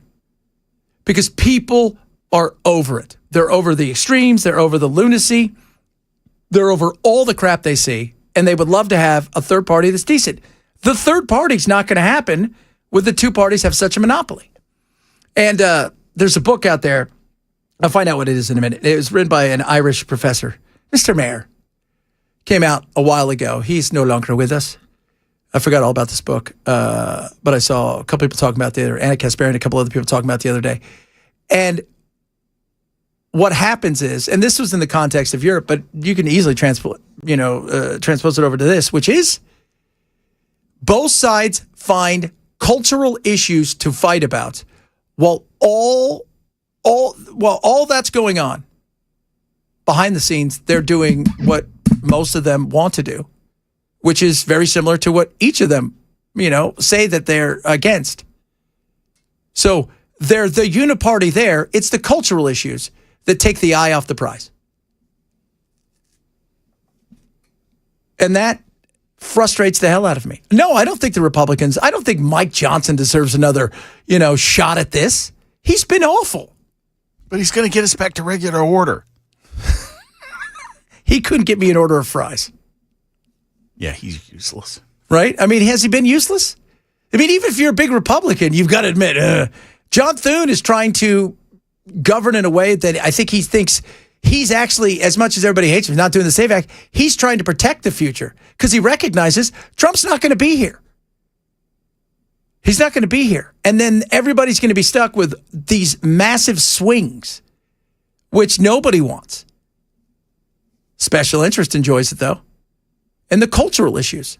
That's what we fight about. Very rarely do we fight about, I think somebody should be taxed at 100% and we should, very rarely do we fight about anything of substance when it comes to actual policy. Most of it is just cultural issues. And while everybody's fighting over, should this happen? Should this be banned? Should we get rid of sparklers? Whatever it is, what's going on? Everybody else, they're doing whatever they want behind closed doors. And what they do give us is lip service. And very rarely is it worth anything. And that should piss us off, no doubt. All right, lads and lasses, coming up. A lot of good stuff. Got some of your text messages. We'll go through some of those. Bunch of other good things on the way because we're having fun. It's a Tuesday. Got some of your hot takes as well. The mayonnaise. Look, somebody said earlier, look, I'm not a mayonnaise guy, but I am a mustard all the way. I'm like, I can respect that. I don't mind mustard on some things. I like mustard, but it's not mayonnaise. It's not mayonnaise. That's it. It's not mayonnaise. Mayonnaise is a whole new ballgame. It is. It's a whole new ballgame. Chad Benson, Super Talk 997. Mayonnaise is life.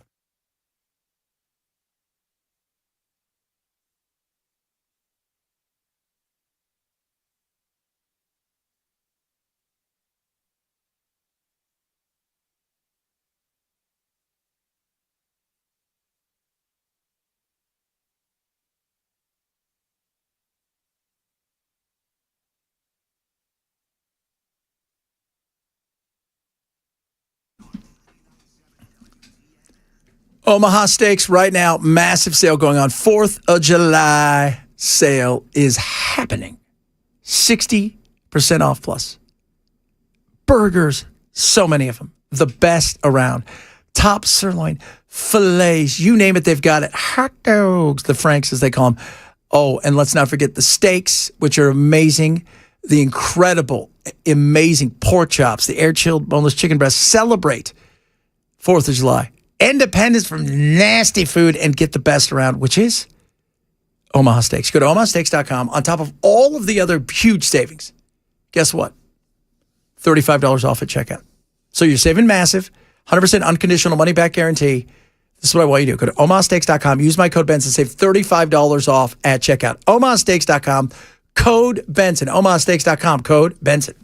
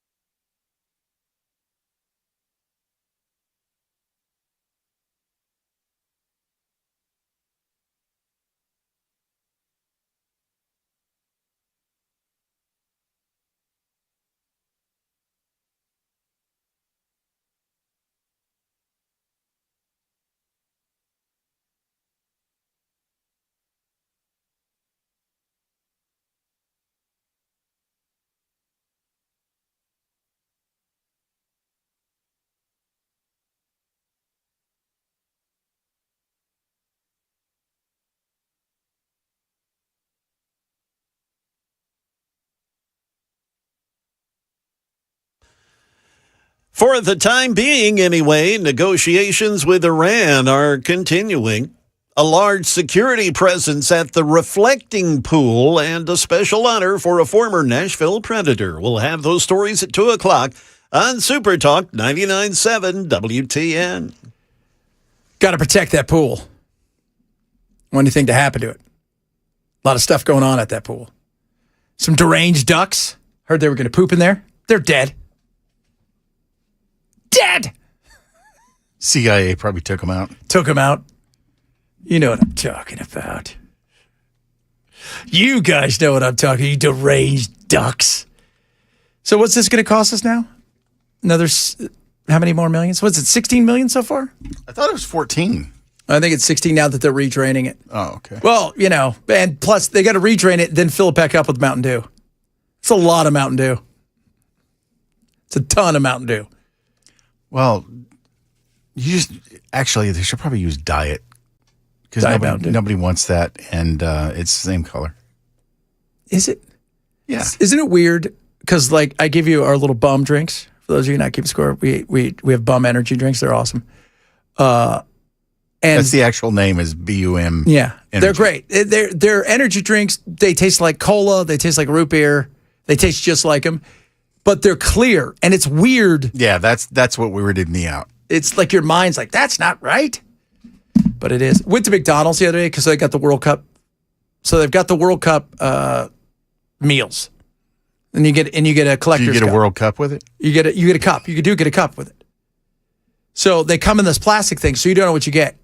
I chose and Jack chose. Jack got Lamine Yamal. Who did I get? Grimace. What? I got Grimace playing goalie. He's not a good goalie, by the way. Not like Elmo. Did you see what Elmo had to come out the other day because he wouldn't pick a side with the whole Knicks thing. So he comes out the other day and talking about the U.S. game. He's like, I want the U.S. to win. Let's not make this a thing. I'm slapping so hard. I want both teams to have fun. Yep, but let's not make this a thing. Let's not do it. It's a thing.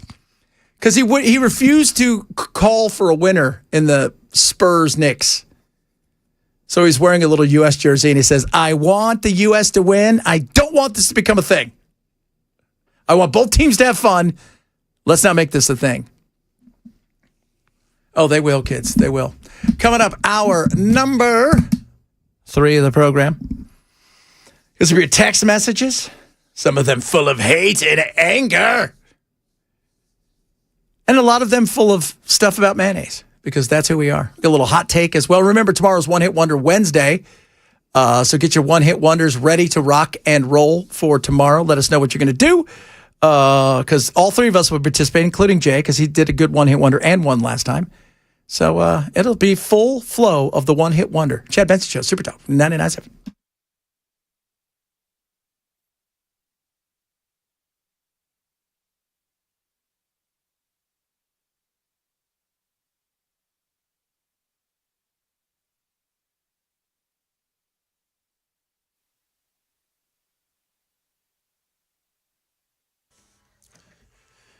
It is 2 p.m. I'm Jay Harper with your top stories. The weather forecast is mere minutes away. Iran's president, is in Islamabad. Yeah, I can say that. That's in Pakistan.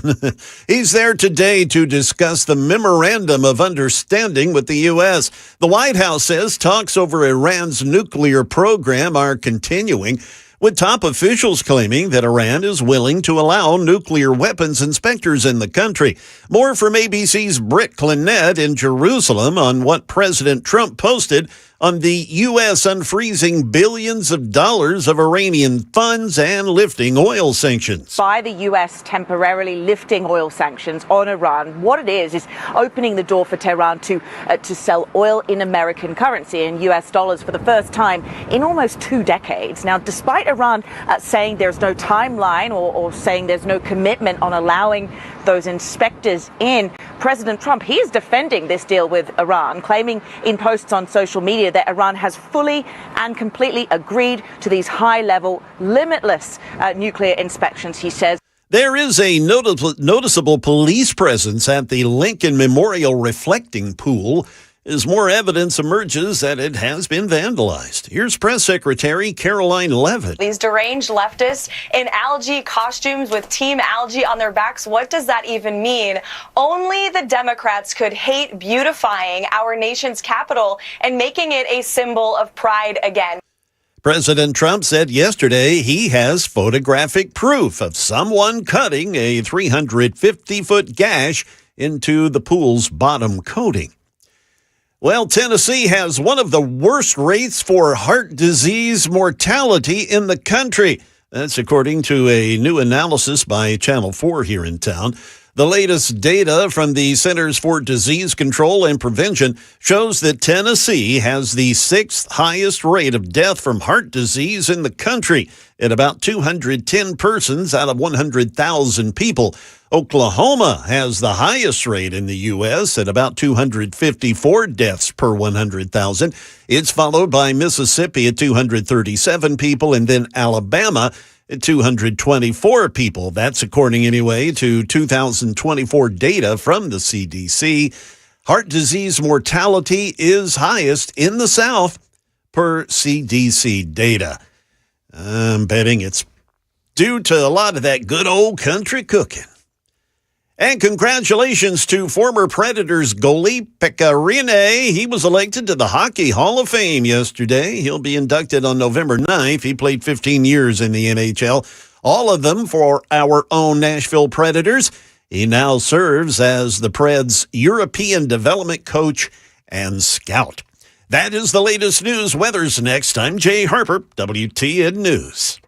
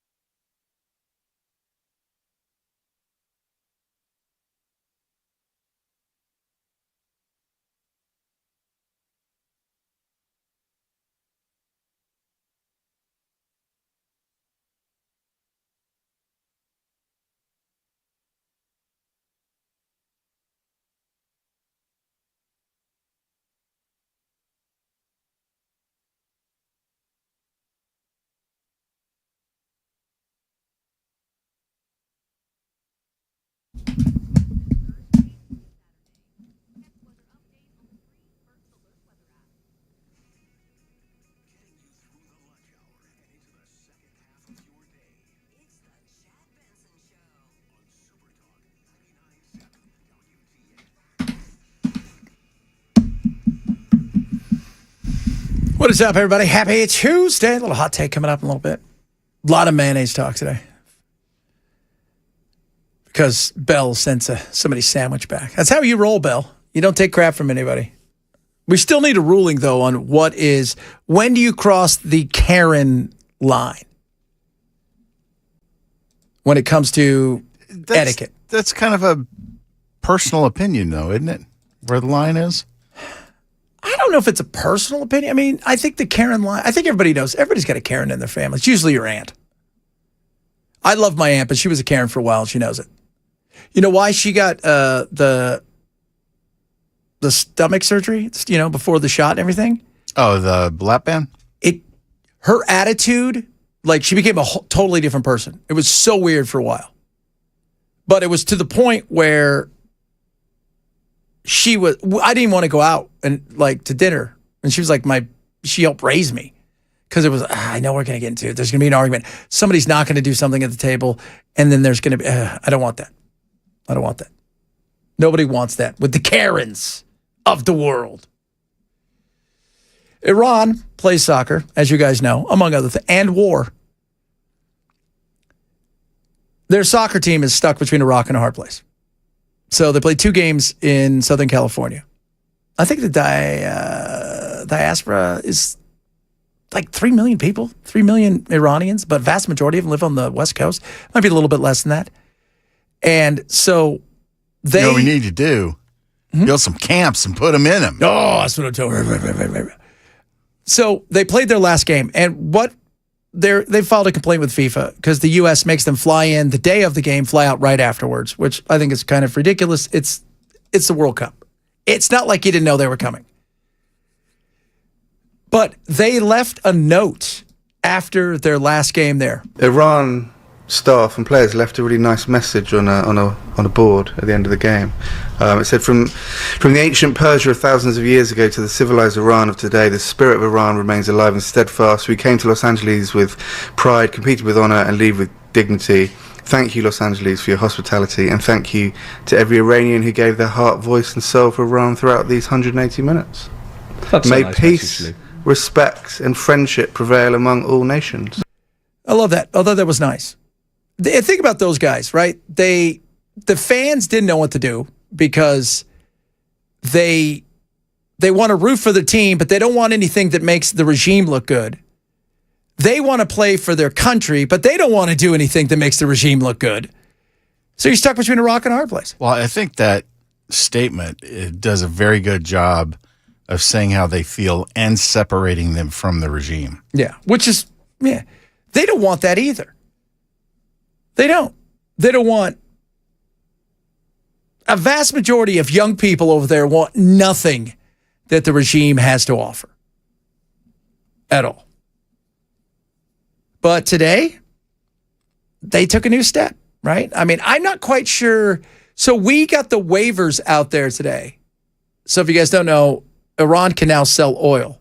They haven't been able to sell oil. They can sell oil on the open market, which is great because oil is going to tumble down even more. And oil, it's going to tumble down some, but you guys, we talked about it a couple weeks ago. And of course, a lot of you are like, you guys, you're stupid, Chad, you're stupid. That's what I think you sound like. Bill, you're stupid too. Stupid faces. Ken, you're the best. China didn't buy that much oil in the open market. They said, hey, we don't want this thing to become a thing. We're not going to buy out. I mean, we owe, the whole world kind of owes a mini debt of gratitude, which is what China wants, right? To be in the good graces, of everybody so they get their favor. Because normally they buy about 14 million barrels, 13 million barrels a day. And they were down to like 5 and they were going strategic on the rest, but that couldn't last forever. And that was one of the reasons Trump said, we're going to get into this. We're going to do this. We got to get out of this. I don't want to be Hoover. I don't want to be, which is odd to say, right? Because of the whole things with Hoover and his tariffs, because he was, was it Smoot-Hartley and the protectionism, because he was big on protectionism. And what ended up happening was that eventually was one of the big triggers that led to the nastiness that was the Great Depression.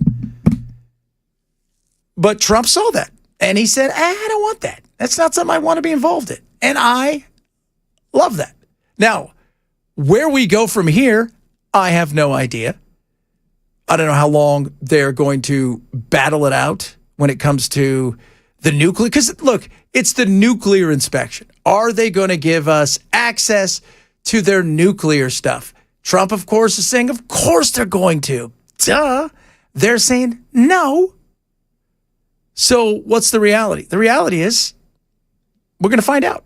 Lots of contradictions. President Trump this morning claimed on social media that Iran has, quote, fully and completely agreed to what he called highest level nuclear inspections long into the future. He went on to say that if Iran did not agree to this, there would be no further negotiations. But a spokesperson for Iran's foreign ministry says Iran will not allow international inspectors to access nuclear sites damaged during the war. These inspections were included in the nuclear agreement reached with Iran during the Obama administration in 2015. President Trump pulled the U.S. out during his first term, and then Iran began limiting inspections.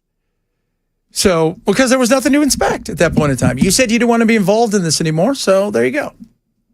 Now, are we, and I don't even know how bad it's damaged. I mean, what did Trump say last week? It's so far down there, nobody can get to it, so we don't need to worry about that. We'll get it later. Hey, guys, we'll get it later. We'll let them dig it out, then we'll go take it. Yeah. But they're going to be getting money. And they're going to be getting access to the market, the free market. So what they've been doing for years is selling it. They have what they call they're basically unflagged ships, dark ships. They have oil on them. They don't have any flags on them, and they'll sell them. And they'll sell them any of the oil there. So if it's $80 a barrel, they're selling it to China for $70, right? Because China's like, hey, we got to take all the risk. We got to do all this stuff. So they're going to have access to that, which means they're going to have access to their money again. It's basically a black market. Mm-hmm. That's all it was. It was a black market. Now, what comes of this? Don't know. That's the biggest thing. The $300 billion, somebody said earlier, why would we rebuild anything? It's not about us rebuilding anything, even though we're pretty much the guarantee for that loan.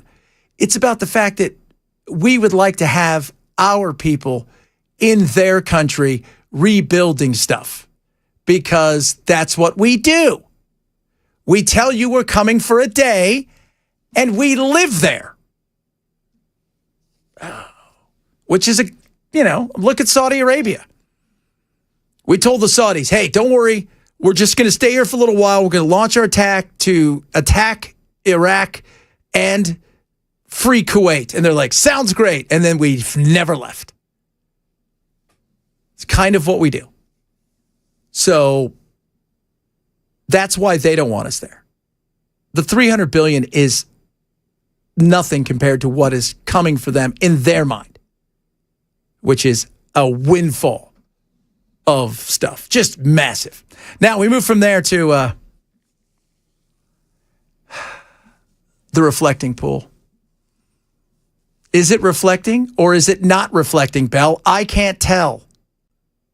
Well, if it's got all that Mountain Dew in it, it's not going to reflect very well. It does look like Mountain Dew. Come on, guys. Diet Mountain Dew. Diet Mountain Dew. It does look like Diet Mountain Dew. No doubt about that. President Trump saying it must be drained immediately for repairs, just weeks after his $16 million renovation project wrapped up. It's not a lot of damage, but we'll probably have to let the water out and refix it. The pool has been a pet project for the president, personally going there to tout the work. It's going to look better than it did in 1922 when it was built. But not long after it was repainted and refilled with water, algae spreading, turning the pool green, and that new paint peeling right off the bottom. I can't believe that happened. That is a crazy thing that happened. I wonder who got the bid. Oh, that's right. Old JJ there, the no bid. Here, just tell us what you want us to pay for this. Sounds like you ought to be fixing it all for free. Yeah, do you think that's going to happen? No. No! I love that movie Contact. You remember that? Jodie Foster? Yeah. And was it John Hurt? John Hurt played that crazy billionaire. Yeah. And the first one, if you guys remember, they're building a spaceship thing to go to wherever. They didn't know where it was going to go. But she's traveling in a gyroscope. Essentially. So what ends up happening is the first one blows up, right? Because Gary Busey's son, Jake Busey, he goes and sabotages it. And then they think, well, that's it. No, and he comes on and goes, no. He goes, what's the beauty of the government? He goes, double the price, pay for two. And that's what they did. That's all they're going to do. It's gonna cost $16 million now. And yeah, it cost Obama's more. I guess we don't know. This thing's not done yet. I don't know how much Mountain Dew he put in there. But it's what I like about this is, it's all vandalism. I'm thinking it's nature. I'm thinking it's nature, and it could be poor workmanship. I'm not quite sure, but maybe it's just because Jenny was running through the pool and she hadn't washed her feet because that was her hippie phase. Oh, that was right before she went up to San Francisco with the Black Panthers, right? Yeah, I know what that was all about, Jenny. Jenny, is there a worse woman? Oh, she was horrible. It's like, hold on, Forrest, I'll be right back. I got to go get AIDS. Yeah. Hold on, Forrest. I got to go find other people that are better than you, Forrest. Hold on, Forrest. I'm going to go over here with the Black Panthers, Forrest. Hold on, Forrest. I'm going to run away from you always, but I'm going to show up at the end with the deadly disease, but I'm not going to tell you. We're going to have sex, and then you're going to have to take care of this kid. Tell me another woman that is that bad. Yeah, she was absolute trash. When you think about it. She just used him, and he was such a pure person because of his autism, and she used him and never ever gave a crap about how leaving him made him feel. Yeah. Never.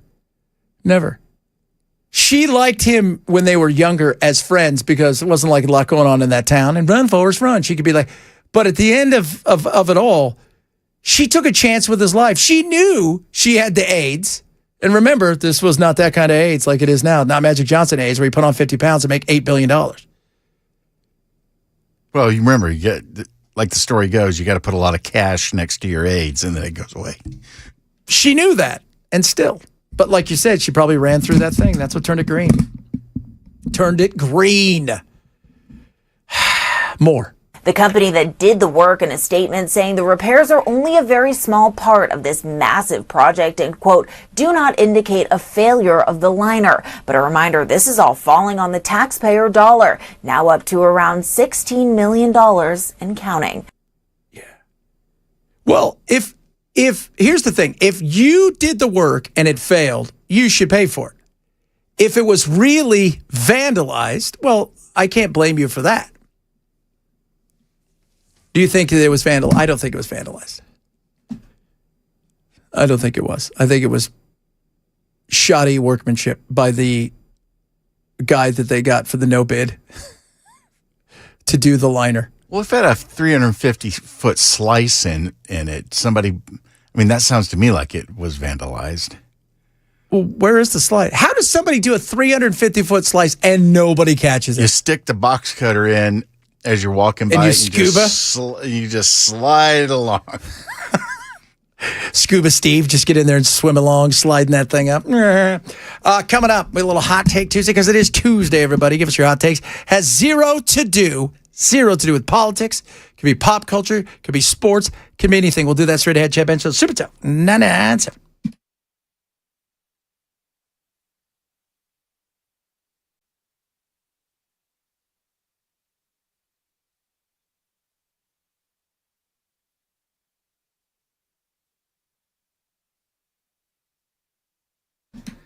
All right, kids, relief factor. You're sick and tired of being in pain? Who isn't? Number one reason people are struggling with pain when it comes to joints, muscles, it's inflammation. Inflammation is a nightmare. You know that, and I know that. And this is what I want you to do. Try Relief Factor. 3-week quick start, right? Celebrate Independence Day. It's just $17.76. Naturally formulated, third-party tested. I take it every single day. You're going to feel a difference. If you would like to be independent again, moving around, feeling good, having a life again where you're not waking up going, I'm in so much pain, Relief Factor is going to help you get there. Get your 3-week quick start for just $17.76. Go to relieffactor.com. That's relieffactor.com. Or call 800, the number 4RELIEF, 800-4RELIEF for Relief Factor.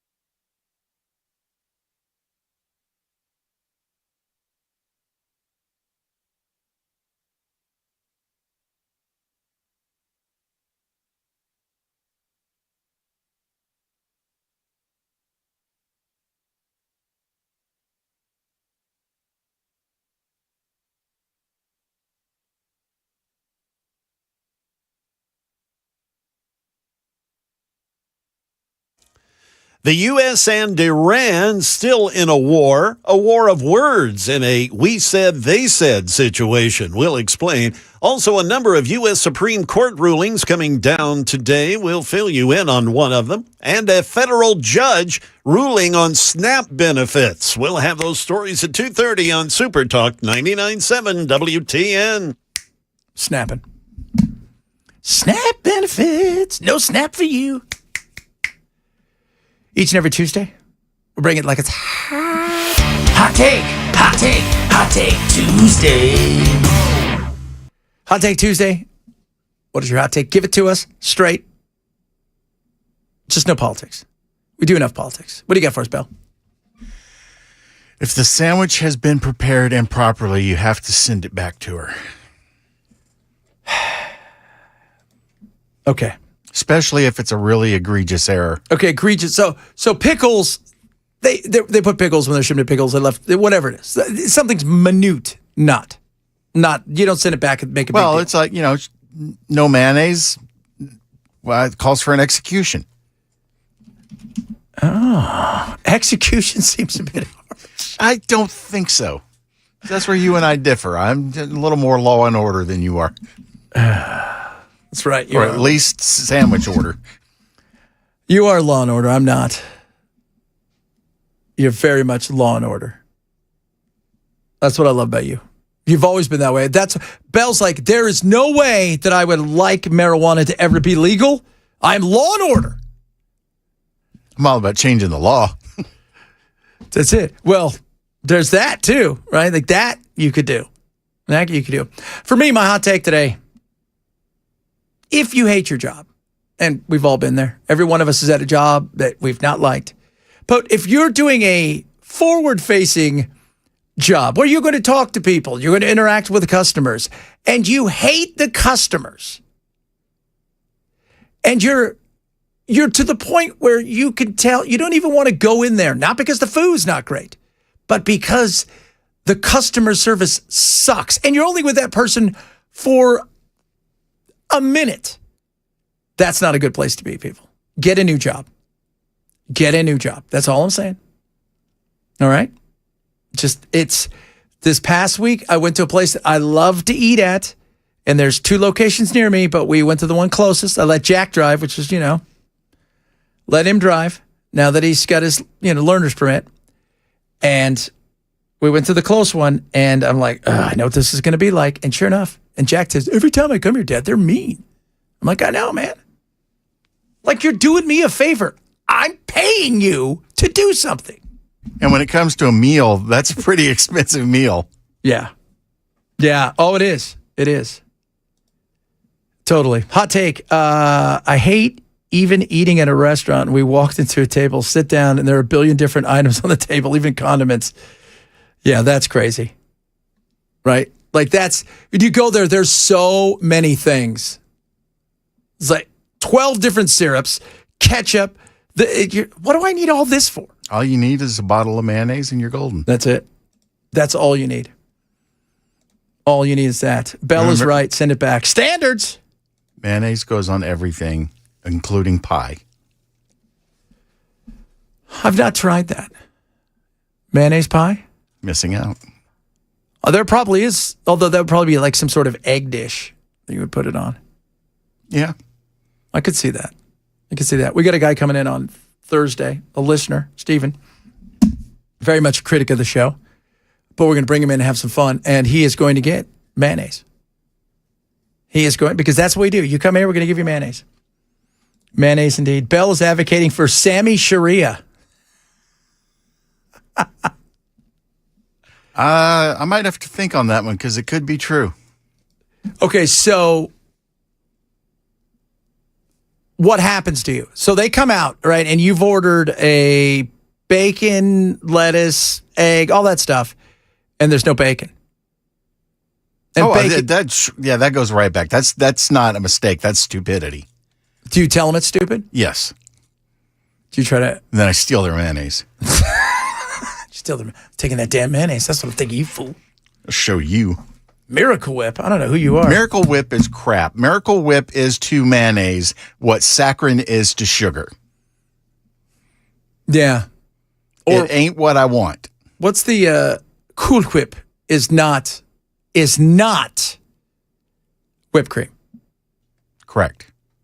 Cool Whip is. They even have to say the verbiage on the container has to say non-dairy whipped topping or something like that.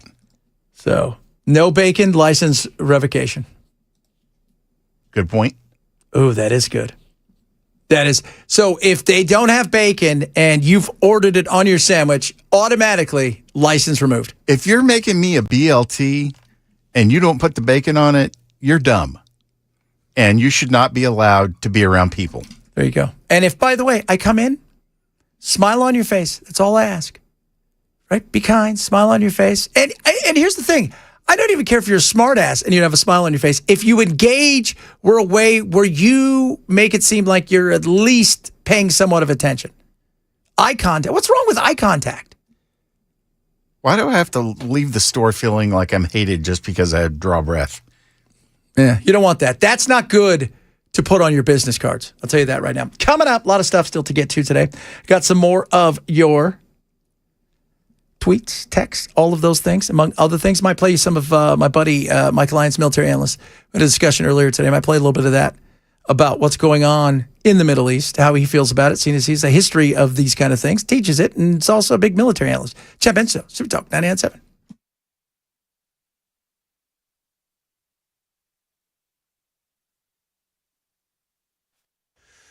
It is 2:30, and I'm Jay Harper with your top stories. A full weather forecast is coming up. Contradictory statements from Washington and Tehran over the issue of nuclear inspections in Iran. Here's ABC's Karen Travers with more. The Iranians have agreed to allow nuclear inspectors into their country, despite a spokesman for Iran's foreign ministry saying they have no plans for that. They're wrong. They're wrong. They're wrong. They know they're wrong. They told us inside, and we have it down 100% inspections. And if they were right, I'd cancel the meetings right now. Asked when inspectors would actually be on the ground in Iran, the president said there is no rush. It will be at the appropriate time. Vice President Vance Monday said he expects the inspectors to start their work this week. A number of rulings by the Supreme Court today. One of them, that oil giant ExxonMobil can sue the Cuban government over more than $1 billion in seized property, potentially giving the U.S. more financial leverage over the cash-strapped country. We hear details on all this from ABC's Peter Haralambous. In a 6-3 decision split along ideological lines, Justice Brett Kavanaugh said that companies owned by the Cuban government can't argue they're protected by sovereign immunity to fight lawsuits over assets that were confiscated after Fidel Castro took power. Today's decision, as well as a similar case last month when the Supreme Court ruled against Cuba, comes as the Trump administration ratchets pressure on the communist country. The decision could open the door to more litigation over assets seized by the Cuban government, adding pressure on the struggling island nation. A federal judge has temporarily blocked efforts to restrict what Supplemental Nutrition Assistance Program recipients, that's SNAP recipients, what they can purchase, including Tennessee's limitations on junk food that was due to take effect this summer. That would take effect in a bunch of other states as well. The ruling came in a lawsuit filed by SNAP participants challenging the U.S. Department of Agriculture's approval of state pilot projects that would restrict certain food and beverage purchases. Previously, the USDA had approved waivers for 18 states, including Tennessee, to restrict SNAP purchases of certain items like soda, candy, and other sugary foods, desserts, etc. Tennessee's restrictions were scheduled to begin July 31. More than 600,000 Tennesseans receive SNAP benefits. That's the latest news. Weather's up next. I'm Jay Harper, WTN News.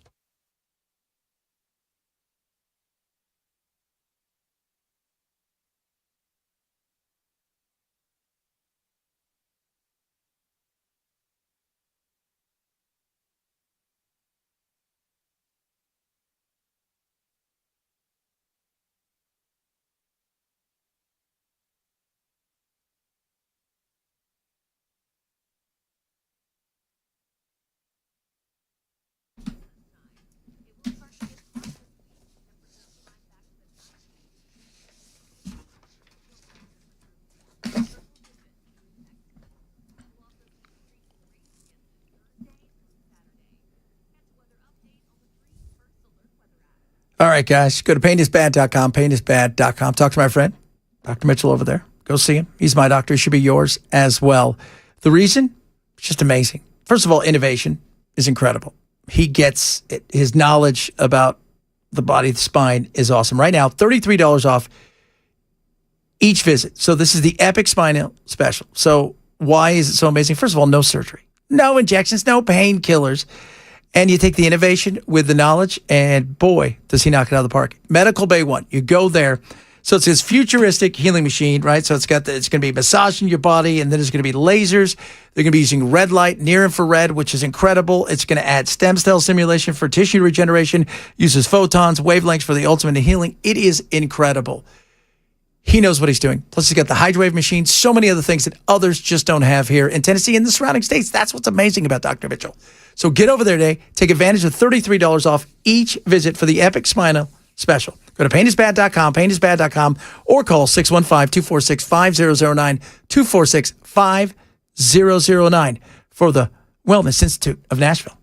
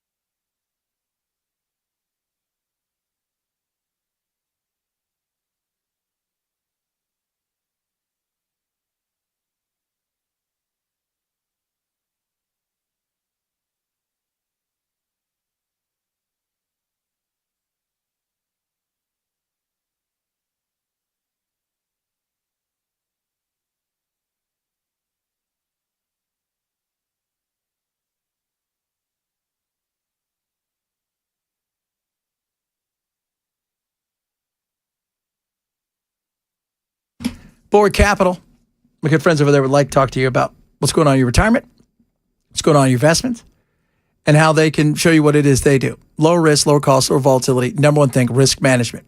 Number two is how can they grow? So many people out there, you're not talking to your advisor. You don't know what's going on underneath. You don't know, because everybody wants to buy the new shiny thing. And as we know, this market's a little crazy, right? It seems great, seems awesome, except for the fact that you got a lot of stuff that is trading extremely high, like 100%, 100 times earnings, which is insane. How are you protected? Talk to my friends at Bulwark. Let them show you what they're all about. Like I said, lower risk, lower cost, lower volatility. Find out what they can do for you. So how do you do it? You go get your Know Your Risk portfolio review. You go to knowyourriskpodcast.com and sign up today. That's knowyourriskpodcast.com. Totally free. Worst case scenarios, you learn a little something. Best case scenarios, you want to continue to talk to them. You can also check them out online at bulwarkcapitalmanagement.com.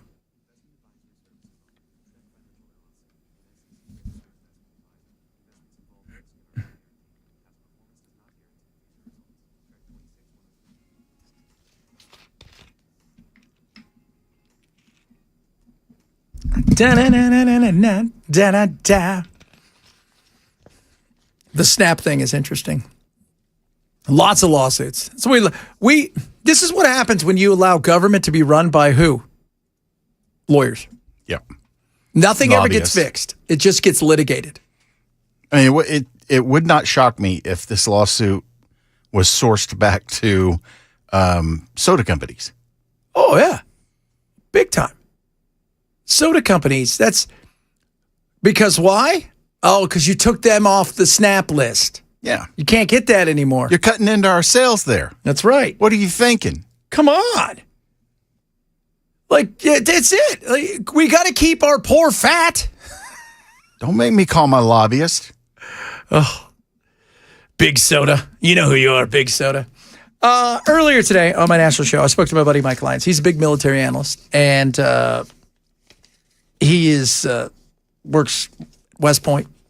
He's a retired major in the Army, and he's incredible. See, you see him. He's on just about every channel you could think of. They always bring him on because teaches this stuff. And we were talking about, over the last several months, his tune has changed. The frustration level, you can hear it in his voice over what was going on in the administration. One of the things he and I clash about is the fact that I look at it in the political way. He looks at it the military way, right? The political way, the military way. And he'll always say, I that's not my jam. I don't do the politics of it all because, he's a soldier. But we had a great talk today about the entire situation going on in the Middle East.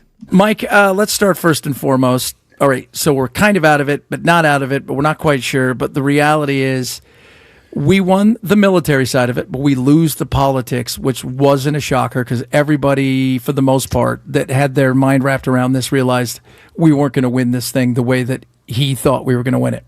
Chad, that's what's looking like the situation is right now. And we've seen these kind of operational victories in the past by our military that gives the president, whoever it is at the time, the leverage in order to negotiate. And at this point, it doesn't appear that leverage is being used. And now we, I guess the negotiations or the meetings over in Switzerland, and the only real concession we got out of that is, it appears to me that nuclear inspectors will be able to come back into Iran, and I just think everything else has kicked the can down the road. We've given the Iranians this time, and what they'll try to do is just run the clock out on us and the whole thing. So yeah, you've summed it up very well, that it doesn't look like we've got this strategic victory. And if you're these Gulf states there, you've got to be a little bit concerned that you've left Iran wounded and but still alive. And I think from their perspective, they had a chance to also galvanize this and, like maybe give it one more shot or so on the military side, but it doesn't look like that's going to happen right now. How frustrated, again, I look at this, I don't think we should have ever gotten in this if we believed what our intelligence was saying is they weren't trying to do something. They had a fatwa out there. If we believe any of our intelligence, we shouldn't have done this, but we did get into it. But like everything, man, you and I have talked about this. We're great at getting in this stuff. We never stick the landing because I don't think we have a clear idea at times of who we're going up against and what their resilience is. And the second thing is, what is our actual strategy for the exit? I think we did a little bit of a ready, fire, aim to start, but we've also talked about that this, Iran, number one U.S. foreign policy failure. And I also think that this country was at some point going to war with Iran in the paradigm, in the history, in the journey that this country was going to take, whether it was now or whether it was 5 or 10 years from now. And I kind of listened to Marco Rubio, and he said, when do you want to have that conflict? Do you want to have it now when Iran is weakest after last summer with Midnight Hammer and taking out of their nuclear capability?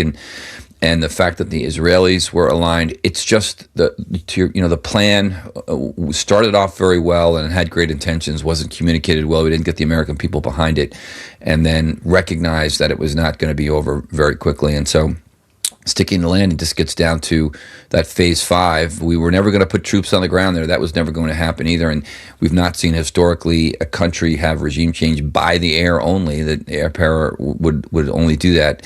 I got a lot of Air Force friends who are still convinced that that's always the way to go. But again, we're back to the future. We're back to specifically what we've never seen in the past. And now we'll watch Iran, again, the situation, the can got kicked down the road, and we'll see the reaction. Maybe something could happen still internally, but I doubt it. But you talked about the can getting kicked down the road. That sounds, okay, that's very much political. That's every political thing we see. It doesn't matter if it's domestic or foreign.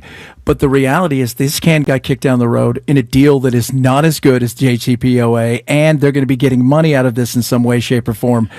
This is a bizarre situation where Trump's trying to claim some sort of bizarre victory when in reality, look around, the average person reads all the news and goes, yeah, this doesn't feel like it's a super win.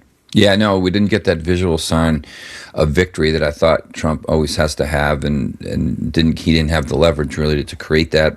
It might have been again that one more punch in the face to them on Carg Island or something, but that didn't happen. I still think that JCPOA was a flawed deal, and I think that it would have eventually led to them having not only nuclear weapons, but also the ballistic missiles to shield them from ever being attacked by it. And I think that conflict would have been a lot worse. The idea, though, of ground troops, like anything else, is, given the fact that Syria and other countries separate Iran from its enemy in Israel, and, how the United States would deploy troops over to Iran, I just couldn't even figure out that logistics, and the element of surprise would be completely gone. So I think that I think the overall that we got something out of it. The Iranians have been set back. Let's be clear about that. They don't have the same ballistic missiles. They don't have the same conventionals. They don't have the same nuclear capability. But they're resourceful people, and they'll likely build it up very quickly. Were you surprised by, went from you can't have ballistic missiles to no, even any kind of domestic, civilian nuclear stuff to, well, why shouldn't they have ballistic missiles if everybody else does? And sure, they should be able to have some sort of nuclear when it comes to civilian use. I mean, were you surprised at how fast that seemed to switch? Yeah, and you know what? When I saw the president even say that, like they should have ballistic missiles, that's a pause for concern, because ballistic missiles are offensive weapons. They're not, it's one thing to get Patriot missiles and things that protect, the air defense platforms, which the Iranians have always relied on the Russians for. Now, that's going to have to be rebuilt, and that's going to be rebuilt quickly. And unfortunately, the MOU didn't outline any specific places where they can get them from. So the North Koreans will probably be supplying the Iranians that material. So will the Chinese. You're going to see Chinese weapons there, because the Russians have their own problems right now manufacturing those systems. But ballistic missiles in and above themselves, those are offensive weapons. And we had treaties back with the Russians back then in the 80s because they were so dangerous. And the fact that Trump mentioned that, and the fact that it's even on the table, is really concerning. It's Mike Lyons there, military analyst. Spoke to him earlier. He's spot on. Like I say, we differ in some ways, because I take the politics look at it in a way where he looks at straight military. And there was no way to surprise them at this point in time. And, we had talked prior to the show, we've talked for the last several weeks about there's no appetite in America for ground troops fighting a war in a foreign land. There just isn't. There wasn't that.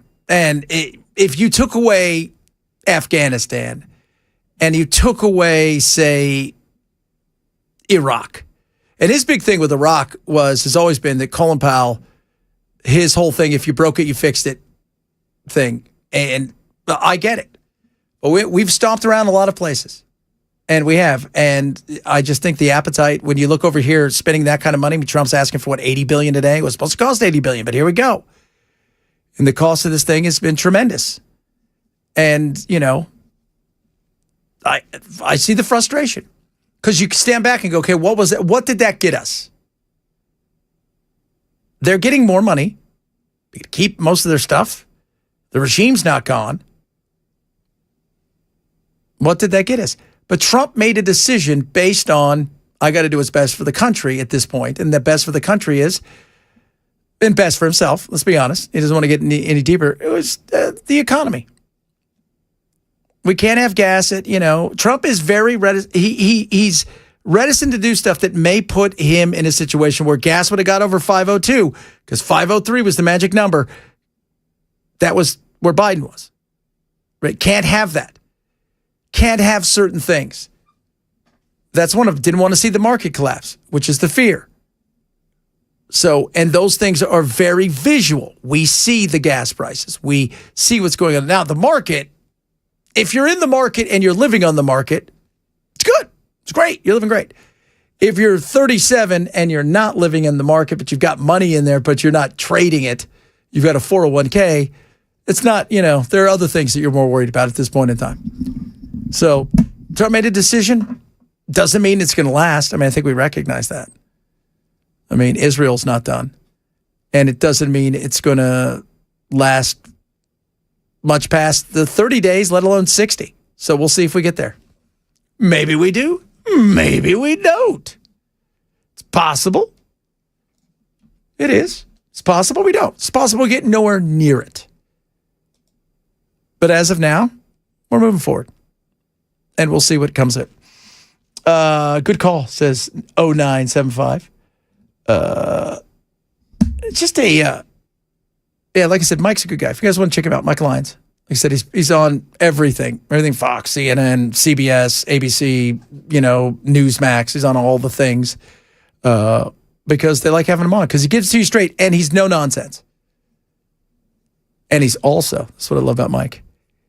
He is a NHL official. He's a penalty box official. So I was talking about the penalty box, which is where most of our leaders need to be. That's like what's his name from the Doobie Brothers also being a missile consultant for the right? Isn't that the weirdest thing? Pentagon. Right? I love that. I love when you're like, or who's that scientist that he was in a band, he had a couple hits, and now he's just that English guy. Well, Dexter from is it Offspring? Yeah, Offspring. He's got a PhD. Yeah, that's it. So doesn't Dolph? Does he got a PhD or a master's? Two of them. No, well, I think he's got a PhD and a master's. Yeah, that's the way it goes, kids. PhD, master's, B. Yeah, what do we have? We have a master's in BS and fun. That's really all that matters. Remember, tomorrow's One Hit Wonder, so get your One Hit Wonders in. You can text me directly, 323-538-2423. That's the direct line, comes right to me. Any One Hit Wonder or hate, whatever you have. It's all good. Or laughter or love. We take it all. You can tweet at me at Chad Benson Show or text the program. Let us know what One Hit Wonder you want us to go. Who won last week? You won last week, right? Yes. You've won 2 in a row? Decimated 2 in a row. And then before that, it was Ken. It's been a month since I've won. And then before that, it was Jay. So it's been over a month. Yeah. Holy mother of goodness. I got to get back on the horse. Matt's here. Straight ahead. We wrap it up. Chad Benson, Super Talk 997.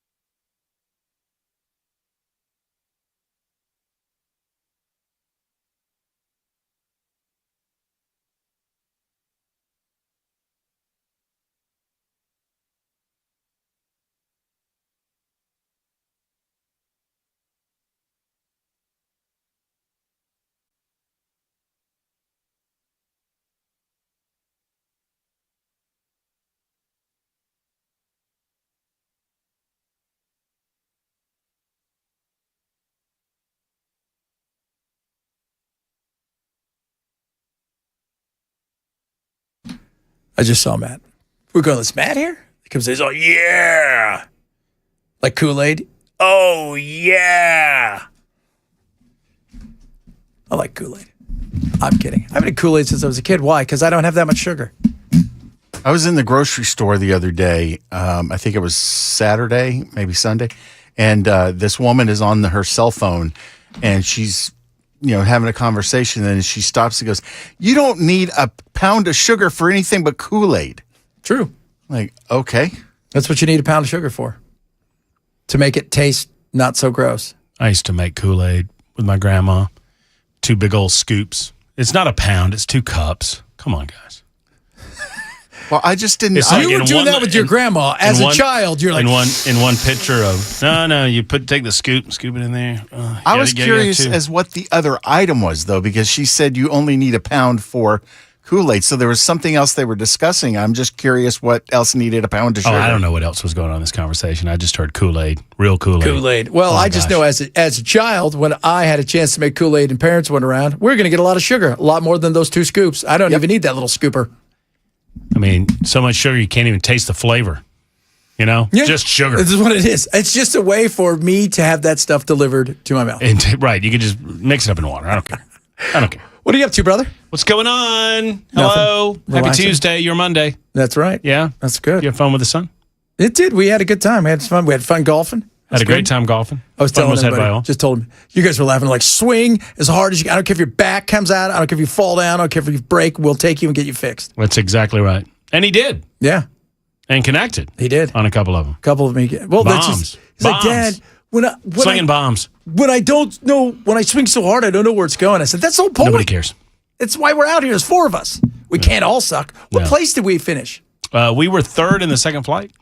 Believe it or not. Okay. I don't know. I mean, we were 3rd in the second flight. I didn't know there were 2 flights. I didn't know there were 2 flights. But we placed. I mean, we have stuff. I mean, what's a flight? It's like when you have a lot of golfers on the golf course at the same time, they'll split you by ability. Oh, okay. So apparently we weren't in the first flight. We were in the second flight, and apparently we finished 3rd in the second flight out of I don't know how many groups. No, what did we get? I don't know, stuff.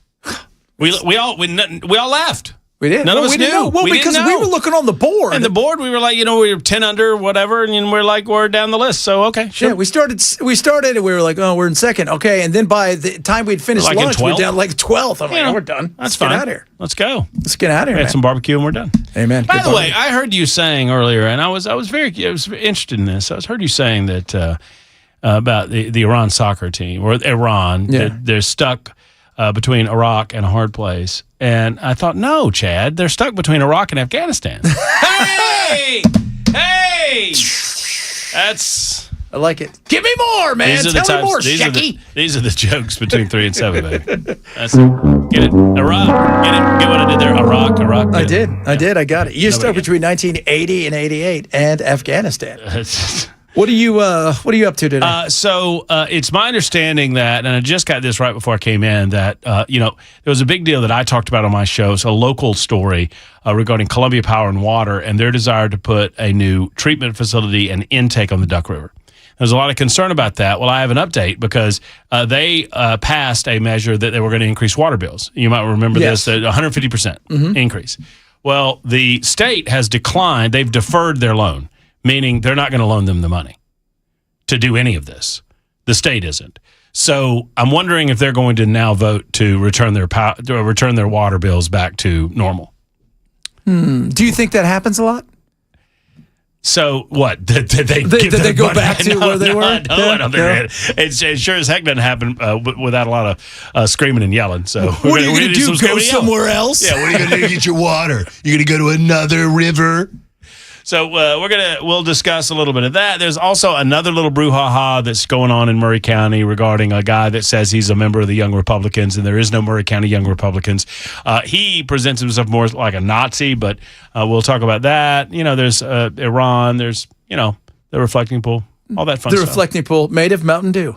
Well, is it? Have you seen the guy that got the no bid contract? I saw a photo that somebody put up on CNN, but I don't believe anything they said. I have to verify. So no, he's pretty awesome. He's pretty. Did you know that Barack Obama spent $36 million to fix the That's what I reflecting pool? heard. Yeah, and didn't fix it. So no, nobody's going to fix it. The mainstream media didn't care. No, but they do now. Of course they do. They do now. Of course we should care. We should care about all the money we spend. Who's with me on that? I'm with you. There you go. I'm with you. All right, Matt's